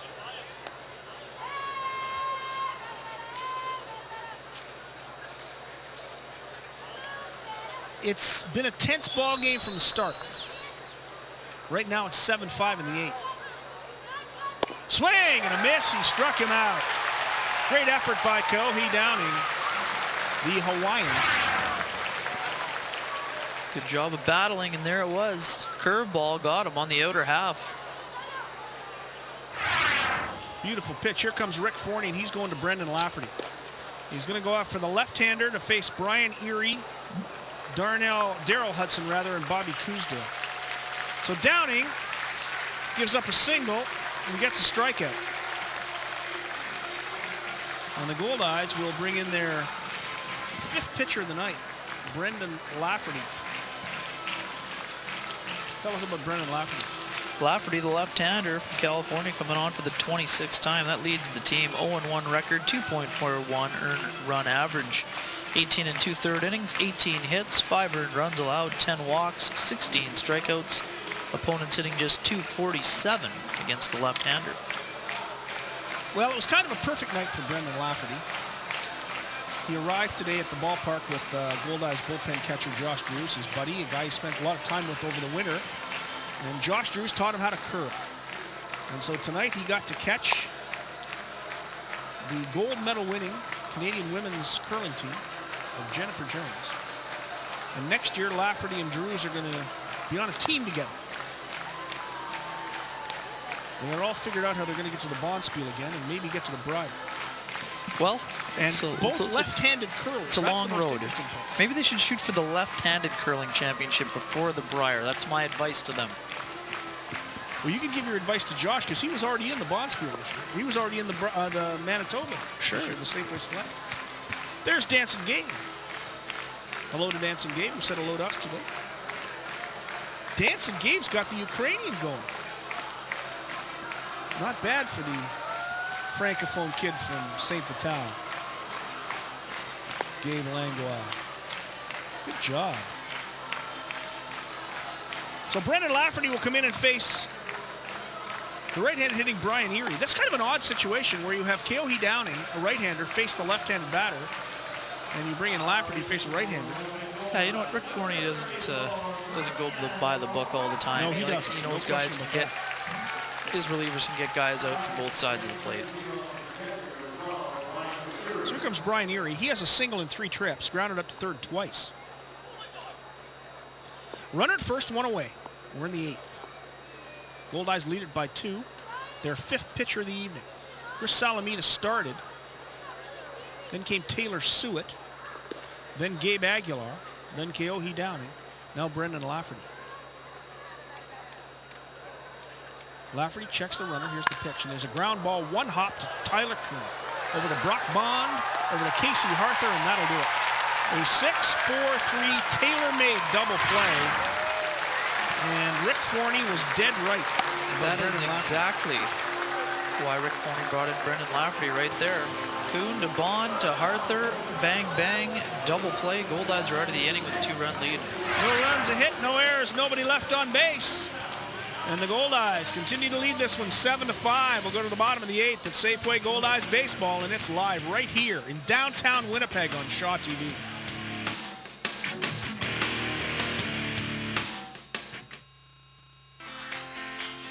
Tonight's game is brought to you by Safeway.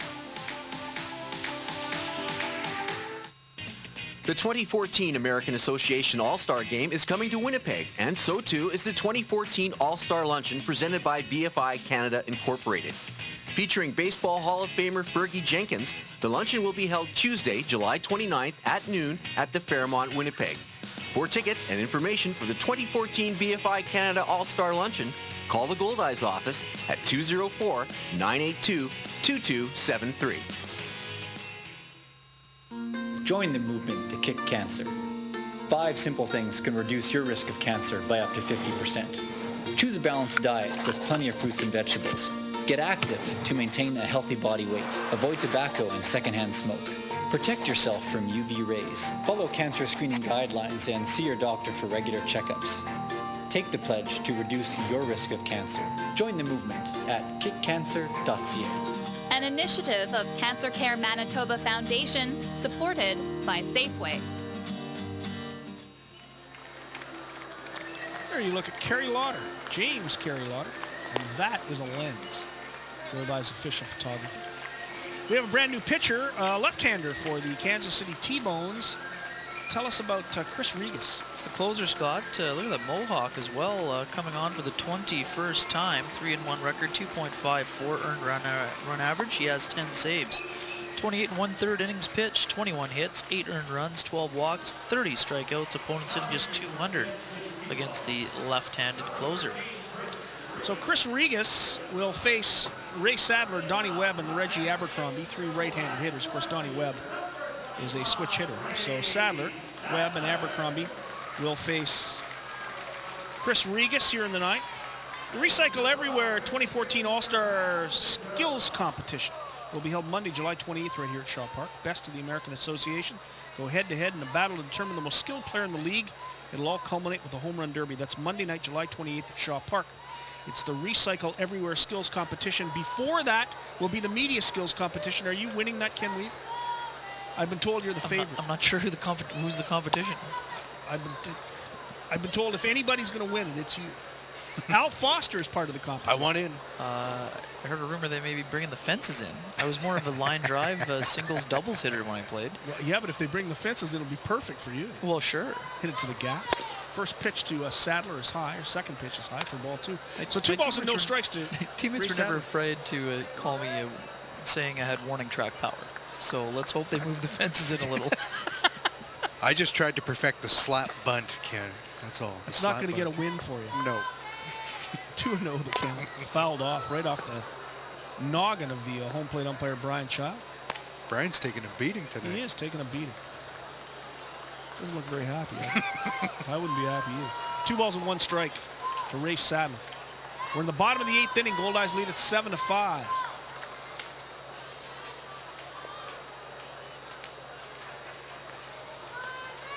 Regis kicks, delivers. That's in there for a strike. 2-2. Sadler tonight is 0 for 2. He walked in the first, flied out to center in the third, grounded out to third in the fifth, and then drove in a run with a sacrifice fly in the 6th inning. The run that tied the game at 4-4. Pitch is a bouncer to the plate. You know, it's not been an easy night for Brian Erie, the catcher, either, Al. No, he's taking a beating as well. He's had a couple of pitchers out there, including the starter, Rick Zagoni, who throws that 55-foot slider, takes the big hop in front of the plate.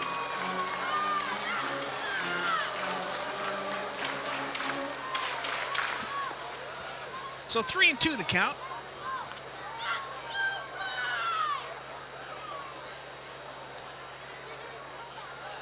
Sadler digs in. Regis delivers. Big high curveball, and Sadler draws his 2nd walk of the game. So Ray Sadler with a leadoff walk here in the 8th inning. That'll bring up Donnie Webb. Webb tonight has a walk, single, sacrifice fly, and an RBI, and then hit into a fielder's choice to end the 6th. So Webb flips around again. Goes back to the right side. It's right-handed against the lefty Regis. Lefty, righty, righty, lefty. So it's been a busy night for Donnie Webb, digging into both sides of the plate. Pitch to Webb. He squares to bunt and misses it. 1 strike to Donnie Webb. Doesn't look like we'll see him tonight, Scott, but one of the T-Bone's newest additions, Derek Gordon, is the brother of Alex Gordon, Royals outfielder. Little known fact, I saw Alex Gordon's first big league hit. Came against Daisuke Matsuzaka, I believe.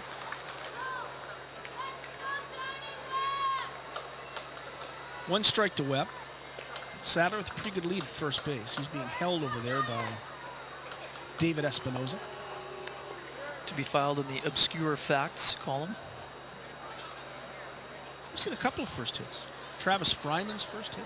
Nice. Travis Fryman. Third baseman for the Tigers. There's a pop-up on the infield. Espinoza calls for it. He makes the catch. First out here in the 8th inning. Regas gets Webb to pop out to the first baseman, and here comes Reggie.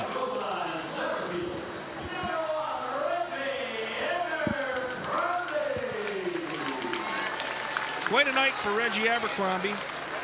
Fouled out in the first, then hit a line shot that just did look like a double, but a great catch by Schwann at third. And then he did double in the 5th, scored a run, and singled in the 7th and scored a run. 2 for 4. Base hit here, he'll be in the mix for player of the game. Slow curveball is in there for a strike, 66 miles an hour. I don't know, that's a tough player of the game tonight. Arthur has 3 hits, but Tyler Kuhn with 2 hits in 5 trips and 2 runs batted in the 2 biggest RBIs of the game. Pitch is way outside, 1-1. Yeah, I'm kind of leaning to Tyler Kuhn. Well, it's pretty hard not to like Casey Arthur any night. Good to have choices. It's good to have choices. It's those 2 big RBIs, though. Those are big. Pretty clutch. 1-1, the count to Reggie Abercrombie. Ray Sadler with a real good lead at first base. Regas will go to first. Sadler, another guy like Abercrombie, he's in his 30s, but he is not slow. Tremendous shape, like Reggie. Those forearms. Yeah, he's a large man. Gifted athlete, and he doesn't like the insects at the plate either. There's a pitch. That nearly hits him and gets all the way to the screen, and Sadler will go to second base. It'll be a wild pitch. Charge to the pitcher, Chris Regas. Scott and Ken, I'll let you do that first. Hard slider. Couldn't knock it down. Brian Erie goes back to the screen. Sadler advances with ease. Sorry, Scott and Ken, I had breaking news to share with you as it pertains to Ukrainian Christmas in July. Oh. The Ukrainian Den sold out of food tonight. Outstanding. That just in. There's another one in the dirt, 3-1 to Abercrombie. Well, you had to expect it, didn't you? You had to. There are 2 nominees for player of the game. Tyler Kuhn on the left with my type of haircut, with an official Al Foster haircut, and Casey Arthur on the right. 3 balls and 1 strike to Abercrombie. Sadler at second, 1 away. Here's the pitch. High and outside, ball 4. Reggie Abercrombie draws the walk. And here comes Brock Bond, who will hit right-handed again. Another switch hitter. The way Brock Bond bunted himself on base, he might want to do that again as you look at the manager of the Kansas City T-Bones, John Massarelli.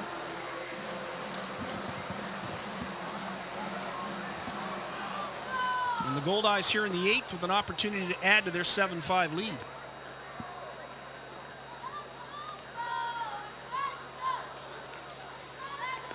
Brock Bond against Regas, and there's a ground ball to the second baseman. Middlestad will go to first. Bond is out, but the runners both move up 90 feet. Sadler goes to third and Abercrombie to second. Tough pitch here, Scott. Jam shot. Bond with the grounder. Good hustle by Abercrombie. Avoids the potential to get the lead runner. Bond erased at first, though. So here comes Luis Allen with 2 more runners in scoring position. Luis has already driven in a run tonight. He has 2 hits, plus a sacrifice bunt, officially 2 for 3.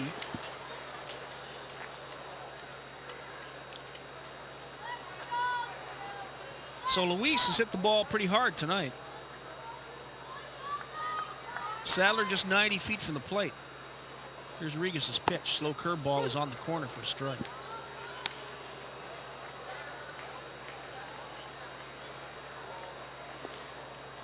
Abercrombie at second, Sadler at third. 2 away. Regis trying to get out of this jam here in the 8th inning. There's a ground ball up the middle. Regis knocks it down, gets back up, fires to first, and they get Allen. Luis is not fast afoot, and even though Regis fell down, he was able to make the play on Luis Allen. A ground ball right back up the middle, but a good defensive job by Regis. We'll have another look at it. Ball's hit fairly hard. Good kick save by Regis, and he stayed with it. Again, this is realizing who the base runner is, and a smart play by the pitcher to record the third out and prevent the tack-on insurance run from scoring. No runs, no hits. There were 2 walks, no errors. 2 men left on base. We'll go to the 9th. The closer, Chris Kissick, is coming in. Kansas City trying to come back. Winnipeg leads at 7-5. This is Safeway Goldeyes Baseball live on Shaw TV.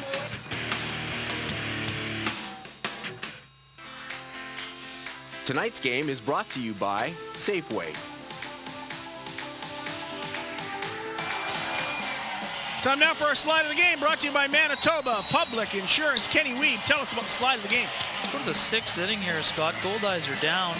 Ray Sadler at the plate. High fly ball to right field.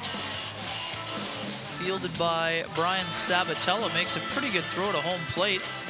But Josh Mazzola getting the good break from third. Comes in with a nice slide to score the Goldeyes' 4th run of the game. Tied it up at the time. That's our slide of the game.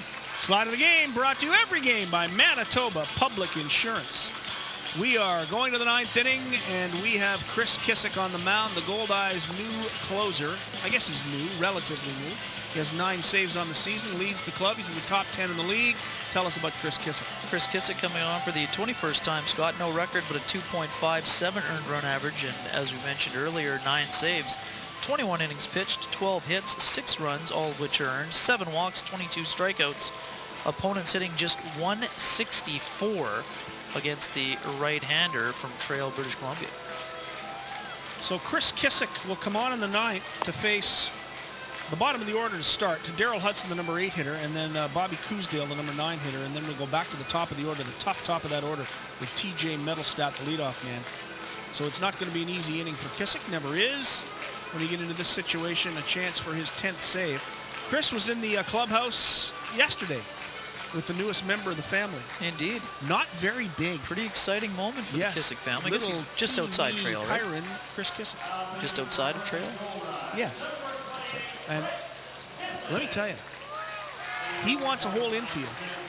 He's got a shortstop right now. He's got a nice, good-sized shortstop. Here's the first pitch to Daryl Hudson, and it's in there for strike 1. Chris Kissick, 6'4", 185, officially from Fruitvale, British Columbia, although he will call Trail his hometown. There's a line shot right back up the middle to Reggie Abercrombie, a base hit. Hit hard by Daryl Hudson, his 2nd hit of the ball game. So that puts a runner at first with nobody out, and here comes Cousdale. The T-bones don't go away. Indeed. It's one thing we saw with Fargo this week. They kind of ran away and hid. They battled in the 2nd game of the series, but other than that, it was pretty much all Goldeyes all the time. In this series, Kansas City has not rolled over at all. Tough game last night. Goldeyes win 5-3, and they're in a ball game here. There's a pop-up that looks like it'll get out of play. Luis comes back, but it's going to make it to the seats for strike 1.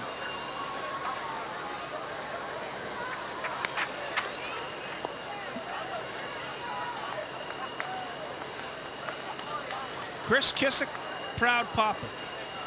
Luis Allen with his 1-year-old in the park. There's another kid with a souvenir. What a great night for kids.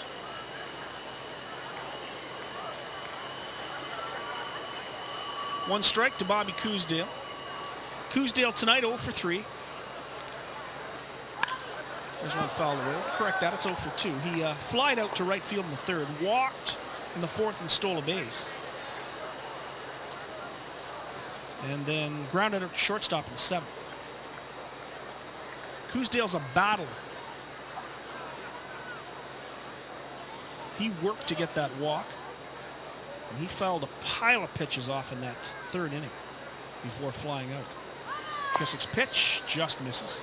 1 ball and 2 strikes.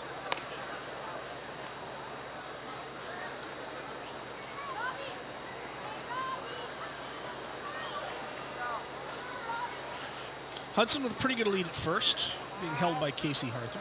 Goldeyes a double play depth for Coosdale. Pitch by Kissick is fouled off, just protecting the plate.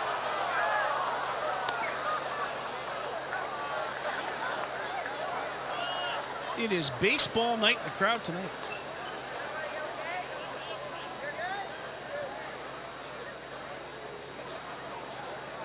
People love the souvenirs. Sure do. 1-2, the count to Coosdale. There's Kissick's pitch, and there's a line shot caught by Mazzola. He'll go back to first base, but Hudson didn't get far away from that first base bag. So the line out hit hard. Mazzola made a good catch. First out of this 9th inning, and it'll go back to the top of the order. It gets tougher now. Here's TJ Middlestad. Real nice play by Mazzola over at 3rd at the hot corner. Catch that hot shot. I knew you were going to say that. The hot shot. Just knew it. Right after hot corner. Here's the pitch by Kissick. It's fouled off. Middlestad today has had a pretty good ball game. He struck out in the 1st, walked, and scored a run. Struck out in the 4th, walked and scored a run. 2 runs scored. 0 for 2 officially. But is very tough on the bases. Can steal, has good speed. Pitch by Kissick. Just misses 1-1. Tomorrow night, these 2 teams meet again. It's been a great series, regardless of the outcome of tonight. Great baseball. Tomorrow night, 6 o'clock. 6 o'clock, Kansas City trying to get out of town. And a 6 o'clock start. And after the game, the Goldeyes will head to Fargo. Play the Red Hawks on the weekend.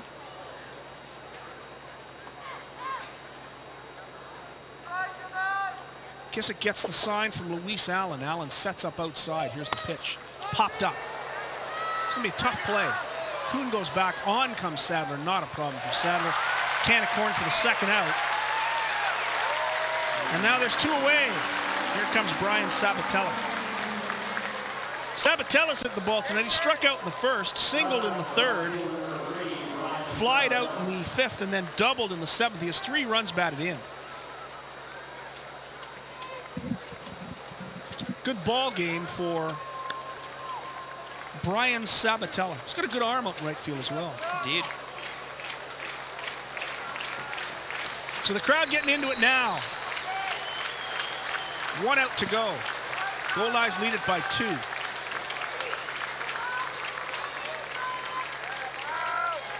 Sabatella crowds the plate. First pitch is outside for ball 1. Now, if you were pitching, would you move him off? Come inside with a fastball. Think about it. And then go to the slider away.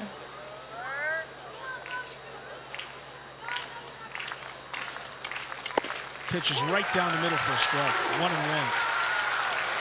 84-mile-an-hour fastball from the Canadian, Chris Kissick. Kyle Bellamy started out the season as the closer. Kissick has kind of battled to get it, although he will admit that it never really mattered to him. He didn't mind his role as the 8th inning guy. Brendan Lafferty was the 7th inning guy.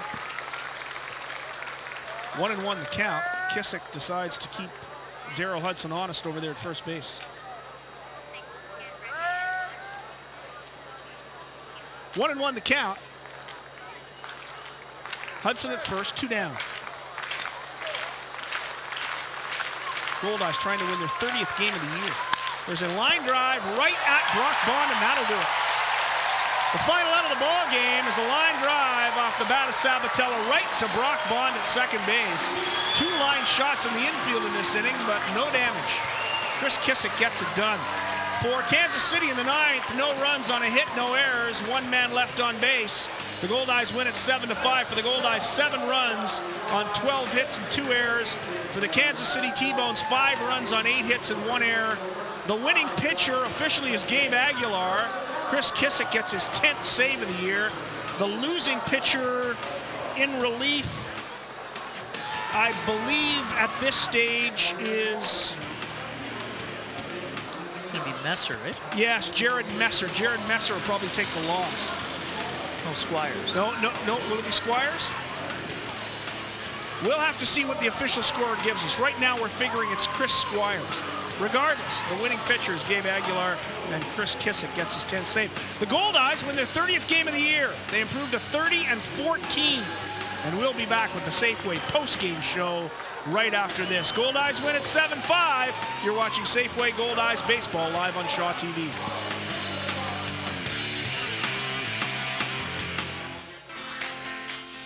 Tonight's game is brought to you by Safeway.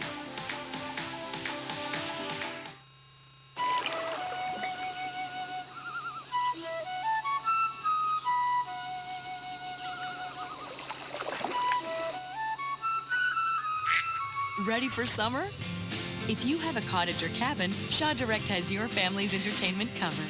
Get Shaw Direct Satellite TV for your home away from home and receive your first month free. 2 free movies plus a free HD PVR rental for 2 years. Got a cottage or cabin? Get Shaw Direct Satellite TV today. Safeway Goldeyes Baseball is back for another exciting season live on Shaw TV.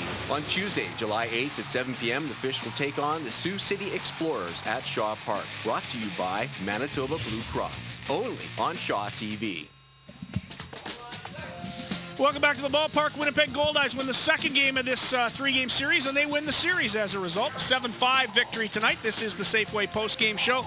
Kenny Weeb, great comebacks by the Goldeyes from start to finish. A good job by Chris Salamita. He had one tough inning, but other than that, he pitched perfectly. Yeah, no question. He probably deserved to get the win. Aguilar had a little bit of trouble in his part of relief, even though he does get the victory.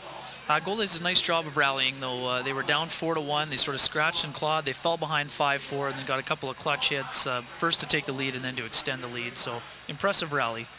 We're going to head down to Al Foster. He has our player of the game down at field level. Al, who's our Shaw TV player of the game? All right, thanks very much, guys. Timely hitting. It's really become the modus operandi of this team right now. Yeah, to win as many games as we have in a row, you're going to have late inning hitting, and we've done that. You can't say enough about that last inning and Brock getting that big bunt down, just turning the order over and able to get a big hit there at the end. Tyler, just talk about the confidence level of this team right now. You and I were just talking before we went to air here. It's almost like you're taking this for granted. You're going to win. Yeah, I think it's all over the clubhouse right now. You can see it all over everyone's faces right now, and we all expect to win every night. We show up to the field every day expecting to win, and it's awesome because it seems like it's a different guy every night. Big pitching some nights, big hitting some nights. It's just kind of we're picking each other up, and we're able to build off that. And I think we've won 7 in a row, so we can't complain. And I'm really sensing a looseness now in the clubhouse, like just being down in the dugout with you guys. Really enjoying this, aren't we? Yeah, even when we get down, we're expecting to score more runs and get right back into the game, just like we did tonight. We've had a loose clubhouse all year, so nothing's really changed in terms of that. But obviously, winning, everybody's a little happier when we win. All right. Well, congrats on a great win tonight, and thank you for your time. Thank you very much. That's your Shaw Direct Player of the Game, Tyler Kuhn, guys. Thank you very much, Al Foster, and thanks, Tyler Kuhn, your Shaw Direct Player of the Game. Get it all while you get away from it all. Shaw Direct, your cottage cable satellite provider. Visit shawdirect.ca for a lot more information. So the Goldeyes win their 30th game of the year. They go to 30-14. They have won 10 of 11 and 7 in a row. That's pretty good. They have had a great homestand, 6 straight now on this homestand, and I don't think this team's played a whole lot better at any time in their history. Here's tonight's Play of the Game brought to you by Shaw. Take your favorite shows on the go with Shaw Go apps. Kenny Weeb, what's our Play of the Game? Bottom of the 7th inning, Scott Tyler Kuhn stepped to the plate, 2 men on, gets a curveball down in the zone and rips it into right field, scores a pair. That turned a 5-4 deficit into a 6-5 lead. Josh Mazzola drove in an insurance run, but that hit by Tyler Kuhn was absolutely clutch. 2-out Lightning as the Goldeyes battled back to took the lead and never looked back. So our player of the game and the play of the game, both responsibilities of Tyler Kuhn tonight, who had a tremendous ball game. Casey Harther again, 3 more hits. Reggie Abercrombie, a couple of hits. And the Goldeyes win another one. That's 6 in a row at home, 7 in a row overall, and 10 of their last 11. The Goldeyes are 30-14 and at least 6 games up on St. Paul as we go into the games Thursday, Friday, Saturday, tomorrow. The final game of this 3-game series starts at 6 o'clock. On behalf of Ken Weeb, good job tonight, Kenny. I'm Scott Taylor. We've had a lot of fun here at the ballpark. It was a great ball game. Al Foster, time for you to take us home. That's right, Scotty. We just have a little bit of time off between now and our next broadcast. Our next broadcast coming up here on Shaw TV will take place on July the 8th. That's Tuesday, July the 8th, when the Sioux City Explorers make their way here to River City. So, on behalf of Ken Weeb, Scott Taylor, and our entire hardworking and industrious Shaw TV team, I'm Al Foster saying thank you so much for watching. So long from Shaw Park.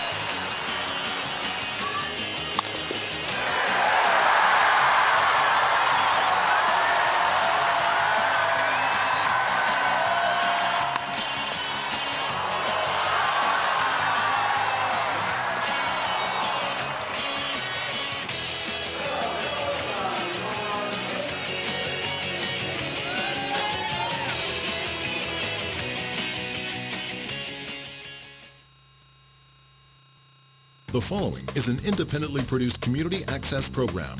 The viewpoints expressed are those of the community access producer and do not reflect those of Shaw Cable Systems. The program is presented in response to CRTC policy guidelines regulating community programming.